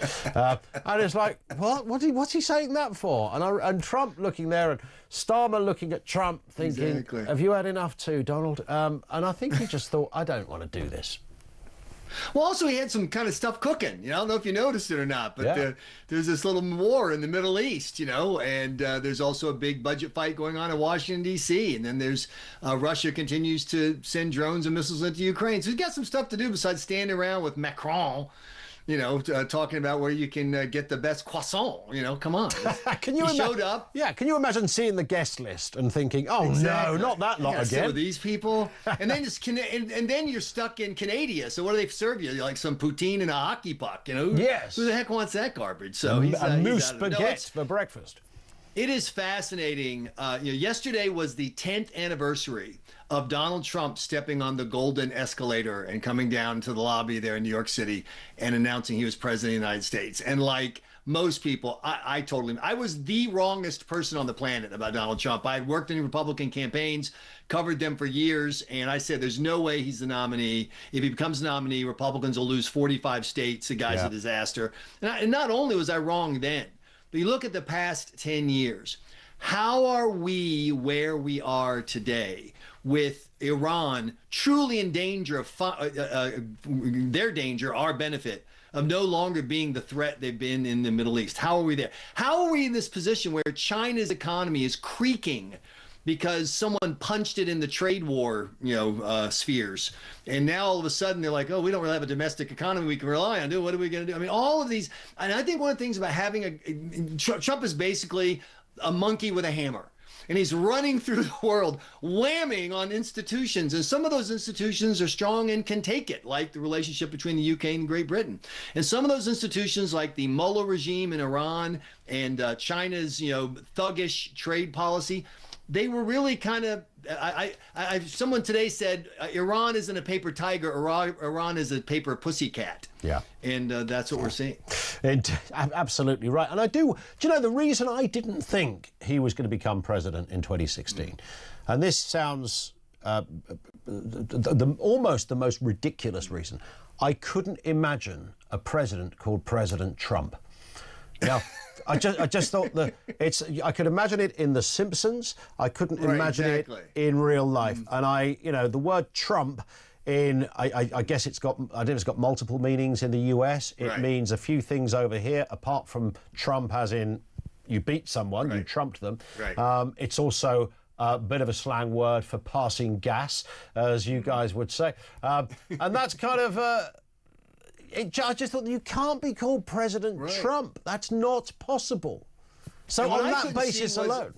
Right, and what I couldn't see was a guy who was known as a TV personality. To me, I mean, reality TV is like the bottom. Like, what are you kidding me? That's where you go on your way out of your career. It's always the battle of the 80s has-beens kind of thing. That's what that is.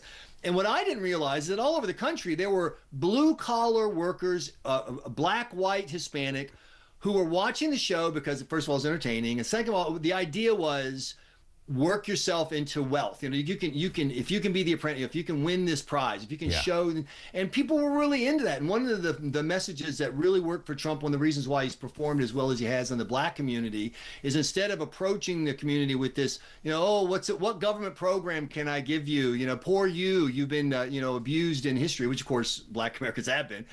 He's like, hey, let's get rich. What do you say? Let's work and let's go get rich. And there are a bunch of Americans in the black community who say that's been our motto for 5 generations. We're with you, Donald Trump, and that's one reason. And so I didn't see any of that. I saw the traditional, political boxes. Now, all those traditional boxes are broken. Sure. You look at the reaction to Israel. You've got the far left in America saying, screw Israel, we stand with Gaza.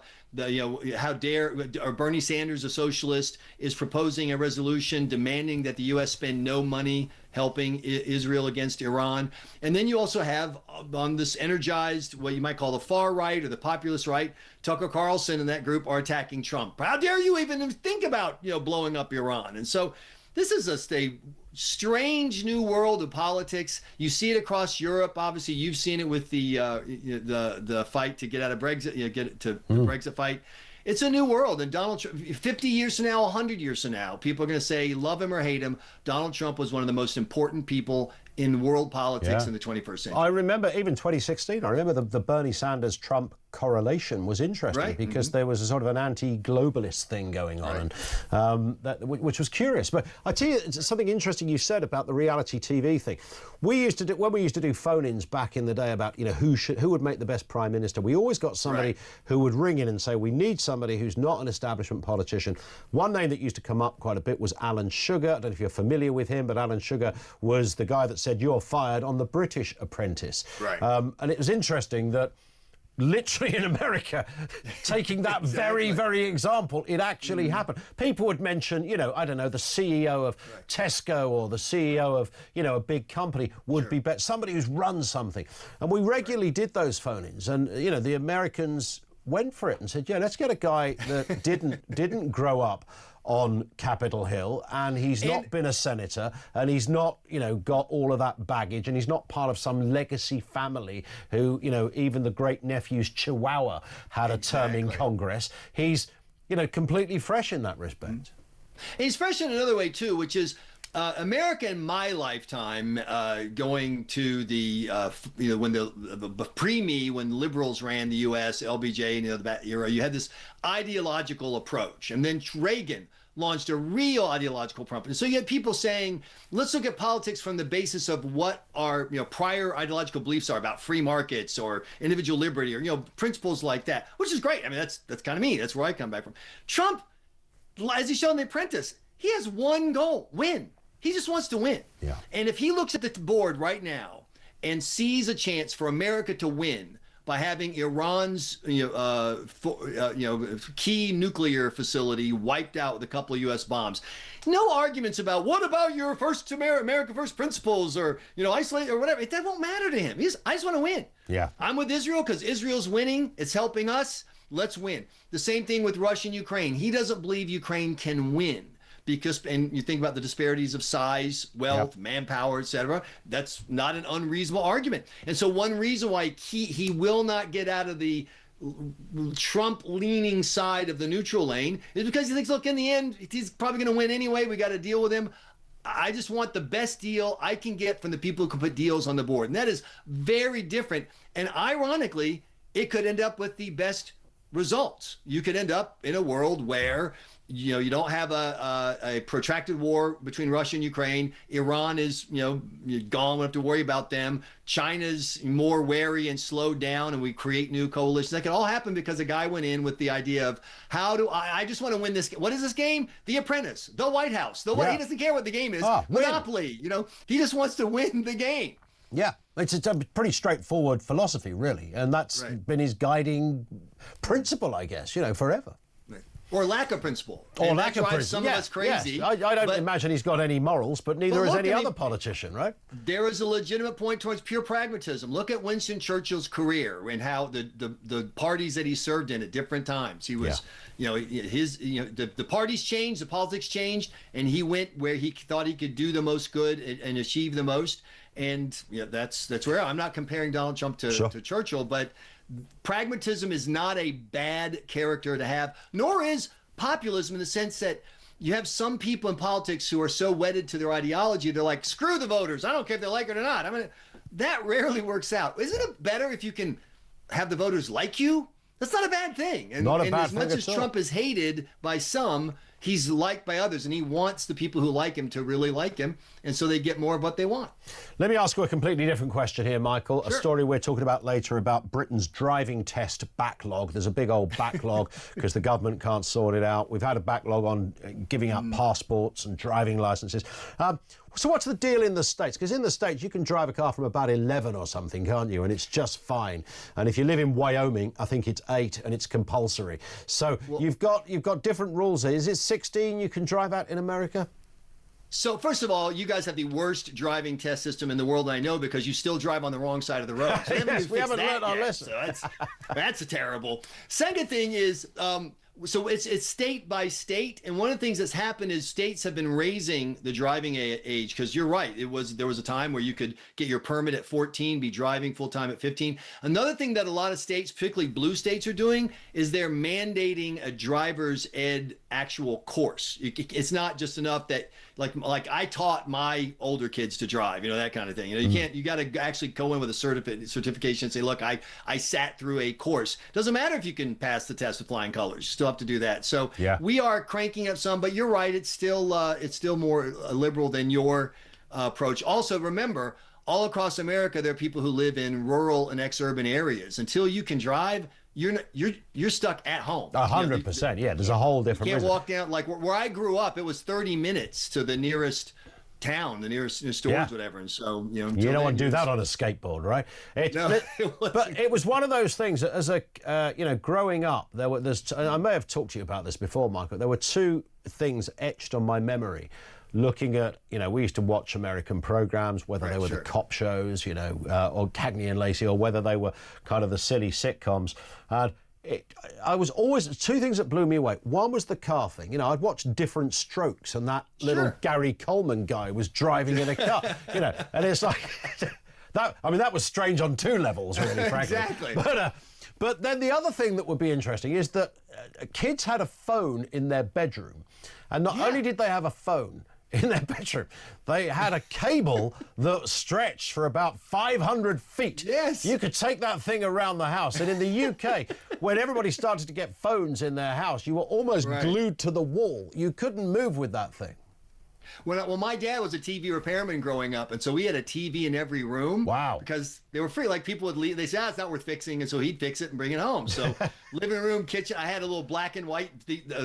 For you youngsters, there used to be TVs that only had black and white images on them. So yeah. I had one of those. The day he brought home the little micro TV, like you sometimes would see at football games, so people could watch. The day he brought one of those and put it in the bathroom, my mom says, that's it. We're done. She went through and got rid of all of them except for the main that's one. great. That is great. Listen, Michael, it's always good to have you on. Thank you, Michael Graham. He's our man on Capitol Hill. He also happens to be managing editor at Inside Sources. Check out their stories. Diligent journalist, knows that world of American politics more than most. Thank you to him. I don't think, by the way, that Gary Coleman in Different Strokes? I don't think he did drive, by the way. But you take my point. There was always like teenagers at high school in American movies and stuff that had a car. It's like you're 15 or something. How'd you get a car? How does that work, even if you had one? When you think of the school you went to, if you were in the sixth form, was there anywhere to park your car if you had passed your test? That's a whole other issue. 0344 499 1000. We're going to go back to your calls and comments in a few moments' time. One in from Jeffers here. It says, all this furore regarding grooming gangs. Where were the parents? I accept the odd victim were classed as vulnerable, but come on, it's like schools. The parents want to pass all the responsibility to someone else. All I could say to that is, we need to avoid victim blaming here, but so many of the girls involved were vulnerable and, often in care. There were no parents around at all, so there was that. Some, curiously, did actually, and we've interviewed parents of kids that were groomed, and they weren't all missing from home for a number of years. But like your kid can find themselves, addicted to all sorts of things, the kid that runs away, the rebellious kid, whatever it happens to be. There is no one story on this, but I would imagine at some level that an inquiry will focus a little more on that as well. Jenna said, why didn't you mention the Catholic Church? Well, probably because we're not talking about the Catholic Church, but if you're what you mean by that is we're talking about Pakistani Muslim men, why are you not talking about Roman Catholic men? Well, when we talked about the Catholic child abuse issues, and not just Catholic, by the way, C of E as well, see the Archbishop of Canterbury's resignation for details, for goodness sake. Obviously, then we mentioned that religion. But I'm happy to raise it because it is a good example of why, when people talk about this is just an excuse for people to have a pop at, why mention religion? Some say you should, that nationality is actually more important than religion.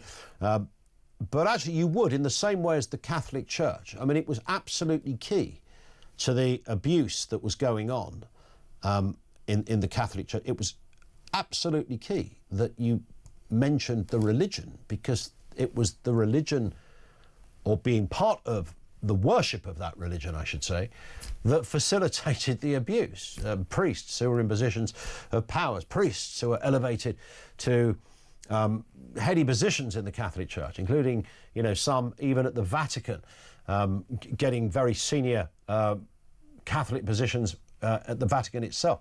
So yes, the religion was absolutely key, and of course it was mentioned at the time. There's been many documentaries, Spotlight, the film, which you haven't seen, you should check it out. It's haunting, it's harrowing, and I would imagine, just like this, it's probably still going on. But the reason we're not talking about it now is because we're not talking about that. We're talking about something else. But yeah, I've lost count of how many times we've debated abuse in religion. 0344 499 1000. This is Talk.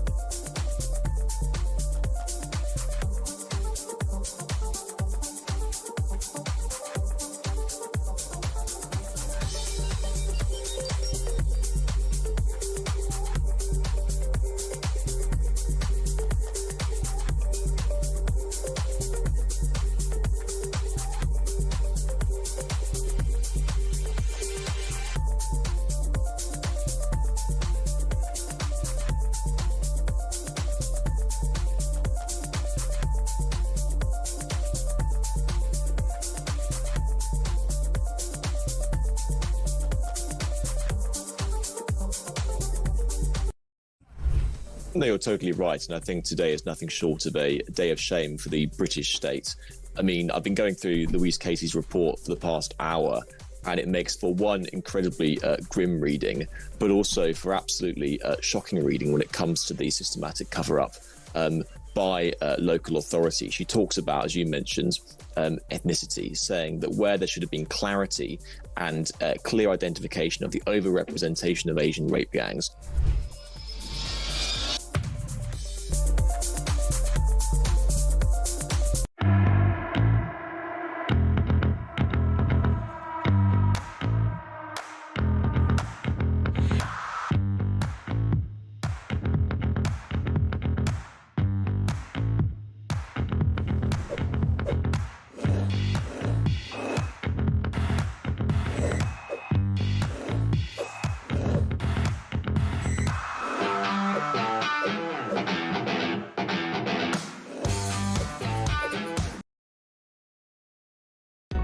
across the UK, on DAB+, on your smart speaker, on your smart TV, and on your side.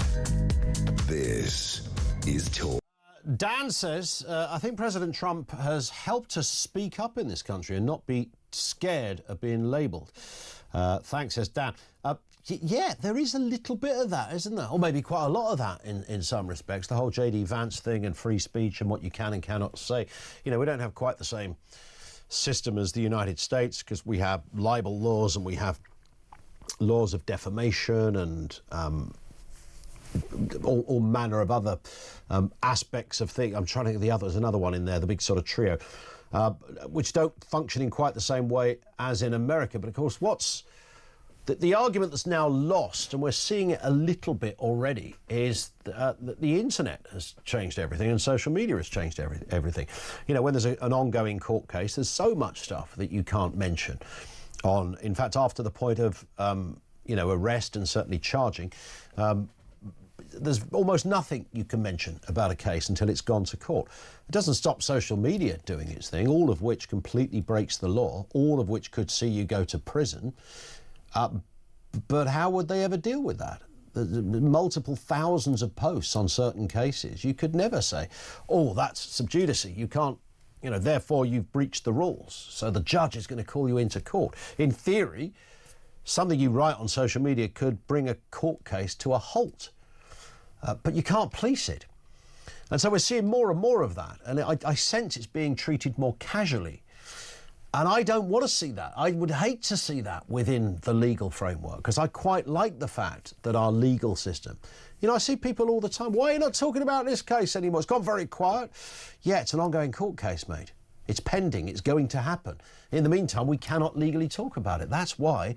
But social media just sort of does its thing. So free speech, does it extend to court cases and the like? Saying whatever you want to?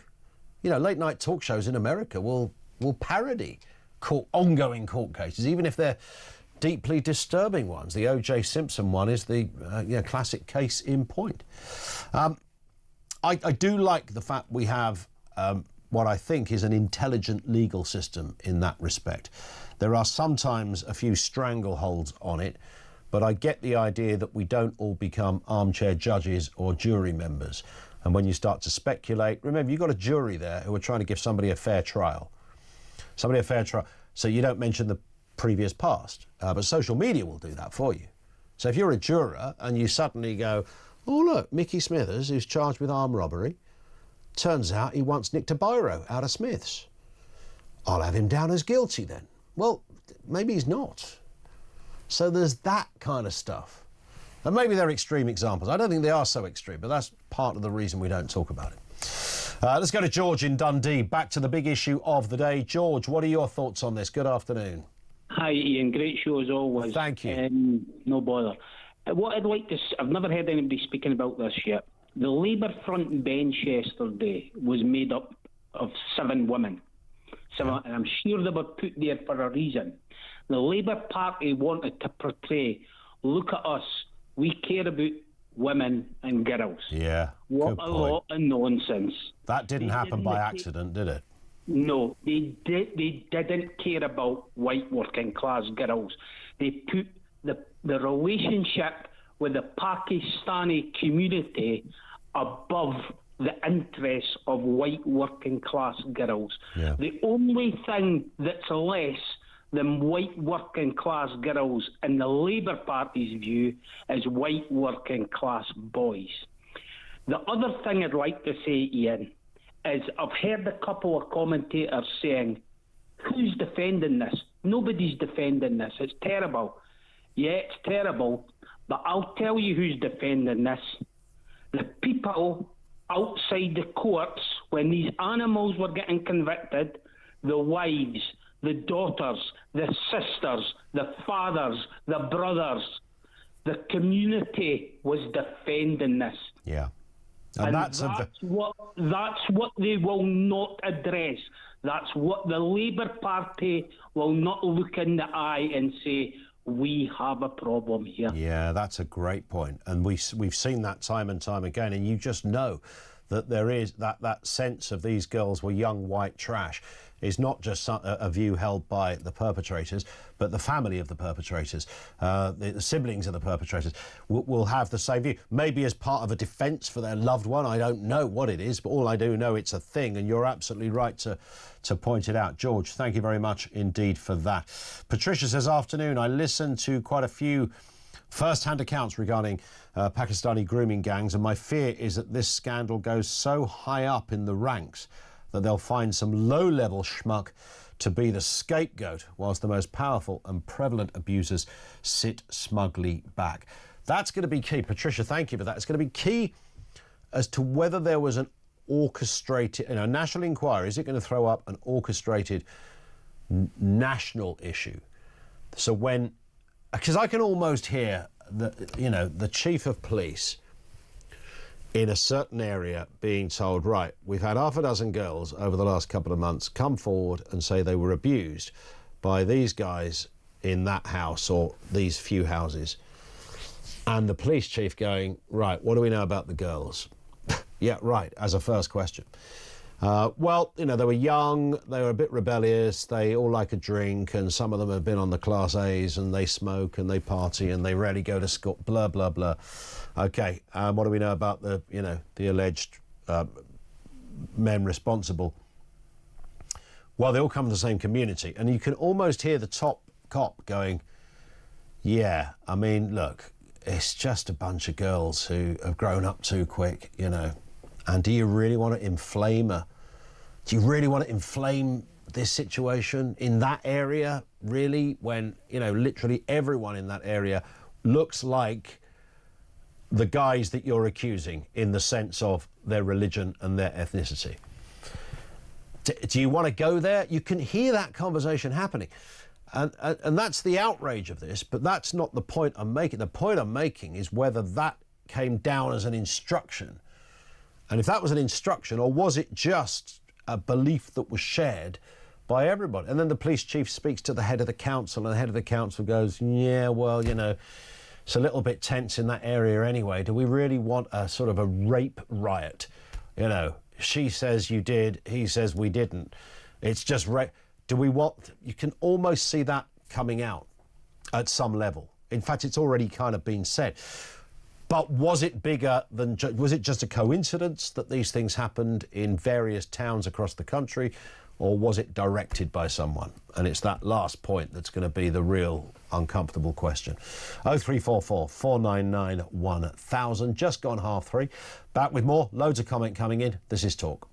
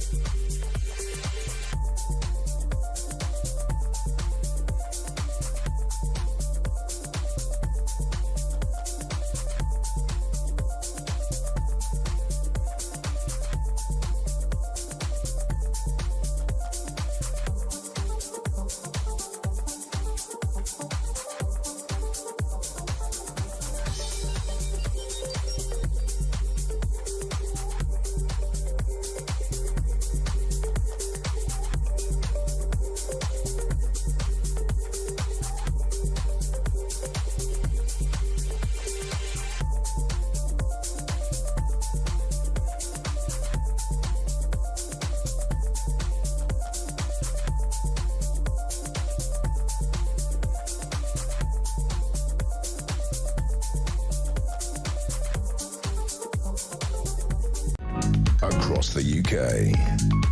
On DAB+, on your smart speaker, on your smart TV, and on your side. This is Talk. It is Talk 25 to 4.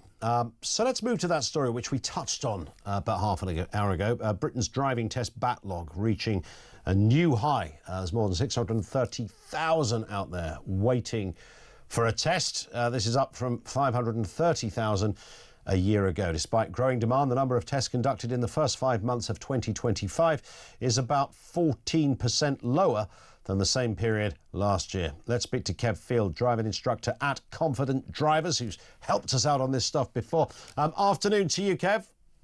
Afternoon, Ian. How are you? All good here at this end. And here it is again. The list is growing, it seems. I think we had this conversation before, didn't we? We did, yeah. When it was lower, and now it's higher. And it's not... It's just... There's no easy solution to this. There's... It's just getting worse. The demand for tests is just outweighing the supply that the DVSA can provide. That's the simple story behind it. And is it about staff at the DVLA, or is it about a lack of driving what's the word? It's not instructors. Examiners, that's the word. Is it that, or is it a mixture of the two? Well, it's supply and demand. Yes, there is more people looking for tests now. I mean, it's been going on since COVID, but that's not an excuse now, is it? You know, we've had that. We should be moving on. We should have been dealing with this backlog back when it first started. It hasn't. The amount of examiners has gone up, but as soon as they recruit examiners, people leave because it's not the job for them. It's in band A, I think, of their the government banding that they do for the payment, so people aren't staying there. So, you know, they're in a catch-22. They employ them, people go. So they're not really employing that many new examiners. So it's a perfect storm in this respect. I was surprised, actually, that there's more demand because although every 17-year-old, you know, you tend to think can't wait to get behind the wheel. But I keep reading stories that, you know, kids no longer drink alcohol. They don't go to pubs anymore. They're all very, you know, I'd have thought more of them would be walking with that in mind. But apparently, you know, the old jalopy is still king. It is. And, you know, it's one of life's things to do, isn't it? You know, we always, when we was back in the day, we wanted to get on that car, get that freedom, and it's still the same for people now. Price of, you know, transport is, you know, the car's the easy option. People need that car to get around, or just to get a job, improve their jobs, make their life easier. So it is not just 17-year-olds. This is also sort of like 30-year-olds as well that are now looking for these tests. So if I were to put in for a test tomorrow, how long would that take, roughly, do you think, Kev? 6 months. So if you passed your theory today, you're allowed then to book your test, and that would be a 6-month waiting list. If you can go on there, because they're released at Monday morning at 6 o'clock in the morning. Okay. So, and then you'll be put in a waiting list to be able to get on to book onto the system. So you can't even get on the system straight away. And then you're going to be looking about 6 months, if you're lucky, to book your test. By the time your test comes around, you'd have forgotten how to drive, wouldn't you? I suppose you could look at this two ways. Yes, oh no, I got to wait for a test. Yeah. But one way you can do it is to actually gain more experience on the road. So when that test date comes around, what you're actually doing is you're going to be ready for that test. That's a good point. And I also think if you are ready for that test and you're passing first time and not failing, and you know, there's loads of different reasons why people fail. But that would also help with the backlog if people pass their tests. That's a good point. I guess there's also perhaps it's the new reality, though, isn't it? You know, people have just got to get used to the idea that that's how it is, and then future generations will go, oh yeah, you put in for your test, it takes 6 months, and it will no longer be controversial. Exactly, and I think if this is the case, we have to deal with it. But if it was classed as a business, any other than a government industry, I mean, it is a fantastic business. If you're booked up for 6 months, what a great business that is. Yeah. What does it cost to take a test? What do you have to pay the DVLA? So it costs the DVSA £62 to book a driving test. DVSA? DVSA, yeah. DVSA is the standards agency. Oh, the standards bit. Okay. Yeah, the DVLA is the licensing. Okay, and people. it costs how much, did you say? £62. Right, okay. So that's what you pay. And, you know, to get yourself on the road with a set of wheels, that's money well spent. But, of course, as long as you can put up with the weight, Kev. Yeah, well, it gives you more practice. Let's think about it. Let's think of once. It gives you more practice on the road. So when you come to take that test, you can go and prove to someone that you can drive safely. Spot on. Kev, thank you as ever. Great to have you on once more. Kev Field, driving instructor at Confident Drivers. It is a biggie. Everybody wants to pass their test, you know, and when you get to that age and you realise you've bought a car, although I keep, you know, I overhear conversations of mates who've got kids of that age, and, you know, the cost of insuring a car isn't cheap for any of us now. It's off the scale almost, but, you know, for 17-year-olds, you know, just to insure a 1400 Fiesta or something, it's in another stratosphere of expense. So, yeah, buying the car is one thing. Insuring the darn thing is quite another. More comment coming in from you on this afternoon's big story. This from Nigel, who says, afternoon, the rape of children was identified as one of the biggest scandals across the UK yesterday, like we already knew. So why are the police not breaking down doors in every town and city where this is identified as you speak? It's still going on, and those with power to stop this could be doing so. This could be reported on TV, like the arrests from riots last year. It works, be good for our country and good for those running the country. I get, and it does make sense. I guess you've got to firstly go back and identify every... You'd have to probably re-interview a lot of victims, and then you'd have to then arrest the potential perpetrator. I don't know whether there's sort of a list, a missing list somewhere, or has been missing until now, but it's sitting there in a file with names of people who could be responsible. But I certainly get what Nigel is saying. Laurie says, surely someone is accountable for allowing child abuse to go on. It probably goes right to the top. Those guilty of neglect or cover-up should go to prison for a long time. Never going to happen because it will affect those at the highest level. Disgusting, shameful and sickening. And sickening because so many of the girls were just written off because they were either up late, so they're probably a bit rebellious. They might have had a drink, so they like to party. You know, they're 14, 15, then, you know, they're nearly adult, blah, blah. But it was all of that stuff. But I still can't quite work out how someone can go to the police, or the police can knock down the door of a house or be called to a house that's got 3 or 4 45-year-old men in it and a couple of 12, 13-year-old girls. I mean, straight away, is that not... I mean, the internet is made up of these kind of scenarios of people getting caught in that very situation. How did that ever get a free pass? Not in the 1950s or the 60s, where some, you know, wealthy businessman, you know, gave the coppers a fiver and a polite nod and off they went. This is like in the 2000s. Robert's in Hertfordshire. Robert, on this inquiry, what are your thoughts? Good afternoon. Good afternoon. Well, you know, you was right when you said it should go right to the top. Well, right to the top is Keir Starmer, who was Director of Public Prosecutions for a long time while this was all going on. True. Now, but to be fair, it doesn't mean he was in charge of this department or those particular stories. Listen, you've got a governor where you work, and the buckle. I was a governor, but I don't think it got. I think the problem was, Robert, I don't think it got that far. That was the problem. It never got to the DPP because it never got further than the cop shop. So this is what you're going to do. The second one. Number one, if there's still, I got sent a list today from my cousin, who is an inner circle with Tommy Robinson. She's in his inner circle. Okay, so I'm privy to a lot of his stuff. We're not going to talk about him. She sent me a list of all the Labour MPs. You've probably got it. It's available. Who voted against an inquiry? Yeah. It's about 150, 200 long, and I would say 99% are all Labour.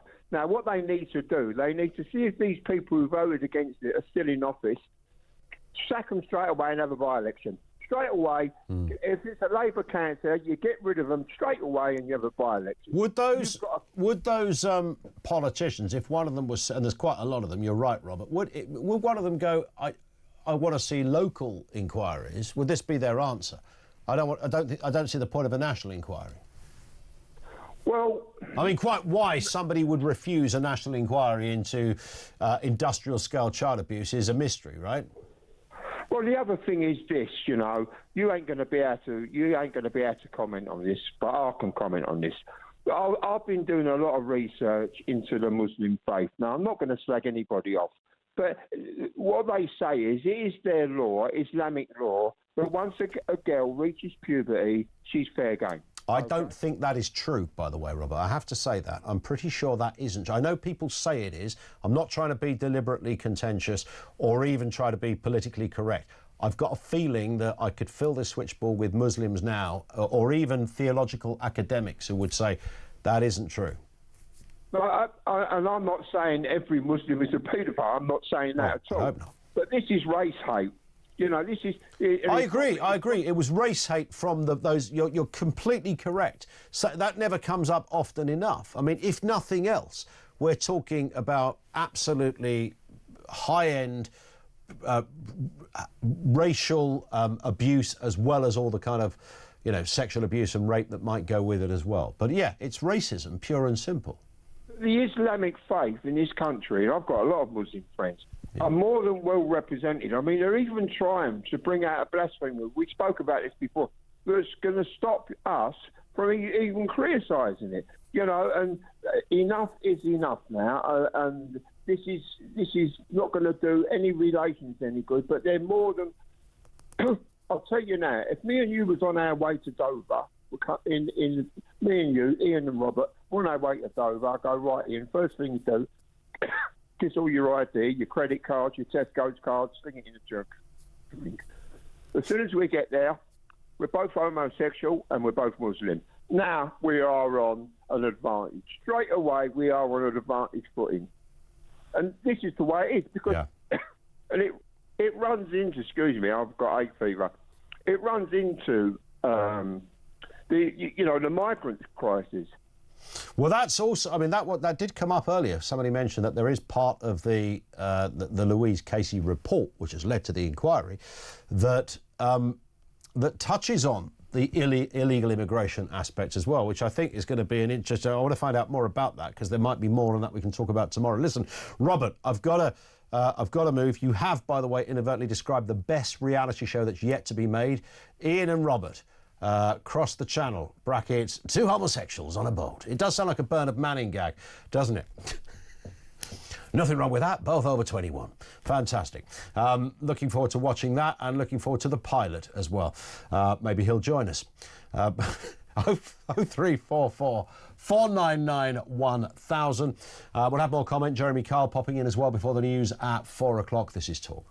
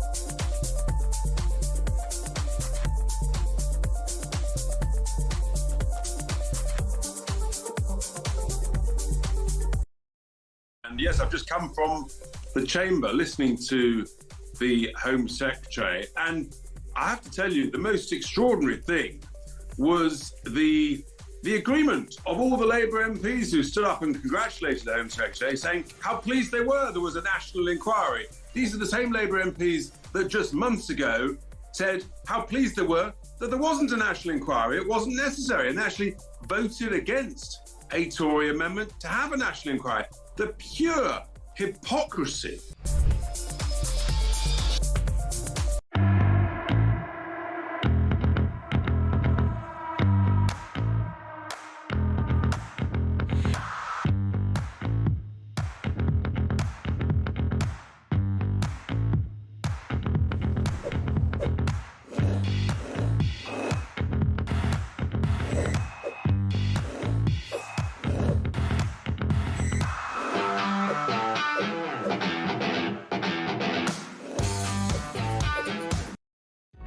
Across the UK, on DAB+, on your smart speaker, on your smart TV, and on your side.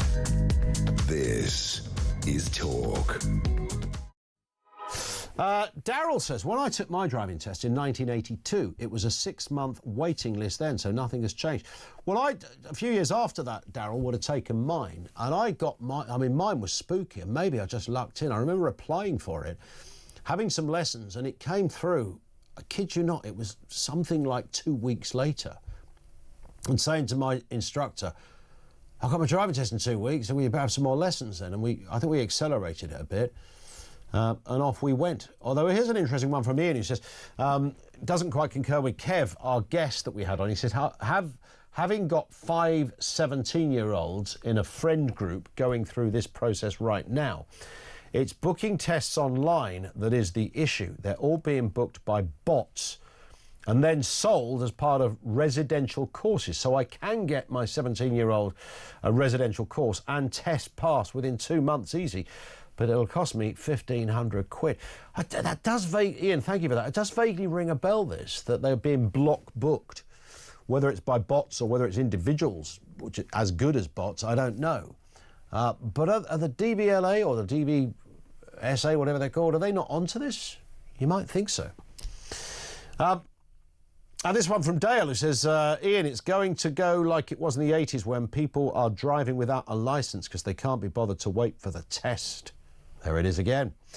We're going to go back to your calls. Phil is in Exeter on the big story of the day. Phil, what have you got for us? Hi. Yeah, hi, Ian.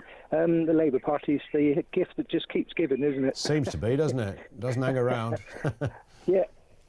Two things. One, with my heart, thinking with my heart, any inquiry that doesn't result in criminal convictions of the police, civil service, council officials, etc., and the mass deportation of convicted non-UK citizens, to me it's a complete whitewash. 100%. However, with my head, this is a massive, it covers so many different departments.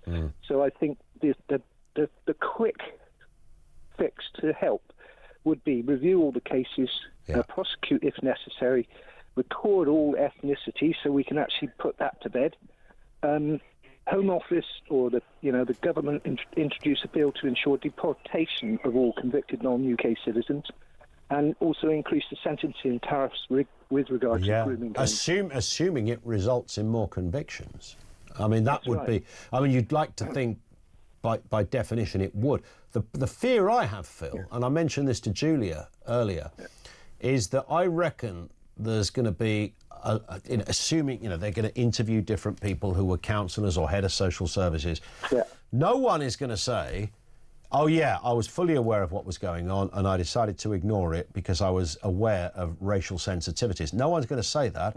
They're likely to say, no, that didn't happen. The bit that I was dealing with only dealt with this. That was another department. And when you interview the other department, they're going to go, well, no, because look, we couldn't make any decisions. And you're never going to get a full story. You're always going to get these like little bits of stories, to the point that you couldn't legally convict someone of, I don't know, irresponsibility in a public office because there wouldn't be enough proof. Yeah. Well, what I was thinking would be that a proper inquiry board would be set up to include victims and their representatives, whistleblowers, etc., politicians. And then the police have the Police Complaints Authority. Social services have the Local Government and Social Care Ombudsman. Sure enough. CPS, councils, same, right down the line. These people should then do their own internal investigations and report back to this Board of Inquiry. Yeah, that's a very good point, yeah. And I wonder whether... Yeah, I mean, I wonder whether there are local authorities now kind of, I'm not suggesting covering up, but, there might be many new people who are, pretty darn good there now going, let's look back and see where these things went wrong. Phil, I'm going to move because we've nearly hit the clock. Thank you for that, Phil in Exeter. One here, who's anonymous, says, Ian, you just had a driving instructor on talking about the DVSA, the lack of driving tests and not recovering after COVID. Here's a thought from a driving examiner who left the DVSA, and it's one that wasn't even raised on the recent Select Committee investigation. If you add to the so-called hangover from COVID, over 1 million migrants, mainly of adult age, from countries who don't qualify for automatic licence exchange, what do you think would happen to the waiting list when they start applying for driving tests? In my experience, over the last couple of years, the demographic of those taking the driving test has changed quite significantly. What else would you expect, given what I said? But the management don't and won't discuss this for the very same reasons as the other subject being discussed today. This country isn't working. Need to stay anonymous. Thank you. That's a very good point, actually. I don't know one ever has raised that point until this very moment. And it's a brilliant point, because it could be absolutely pivotal to what we're talking about here. And that is the cover-up, people who won't say certain things because they're scared witless that someone's going to go, oh, no, there's no reason for this. It's just the way it is now, apparently. We hit that certain point in the show when a very lovely thing happens around here. It's like the moment that the vicar walks into church when someone's getting married. I shall hear your sins now, my son. Oh, we'd be here a long time. Did you notice Jezza? the boss was just looking through the glass at you there? Did you see that? I did notice. Every now and again a boss comes in. There's only one. No, but every now and again from another floor comes in. Do they? They don't come when I'm here. They don't. They might peek. I'm like the old man, aren't I? Do you know it's 2 weeks on Monday? I'm 60. 2 weeks on Monday? I'm hating it. I'm hating the thought of it. You are, and I'm going to say this, genuinely. A tosser. Shame your father wasn't, he sounded. You are staggeringly good for a bloke that's apparently 60. You nearly said staggeringly good looking, and then you thought, oh, that makes me sound No, I nearly just said staggering. Yeah, staggering. Well, I'll stagger quite a bit. Listen, thank you, 60. We had an extraordinary show yesterday. We set out these shows on Talk, and we have lots to talk about. Yep. It was grooming gangs the whole way. It was utter... I don't know about you, you're a father as well of a daughter.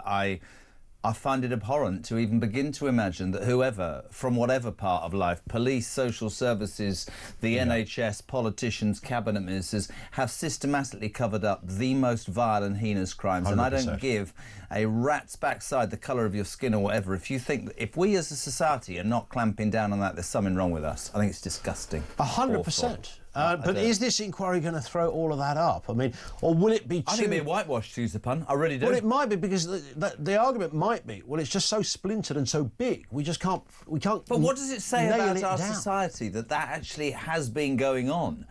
In whatever guise, to whatever level, to whatever height. That's frightening. We spoke to one victim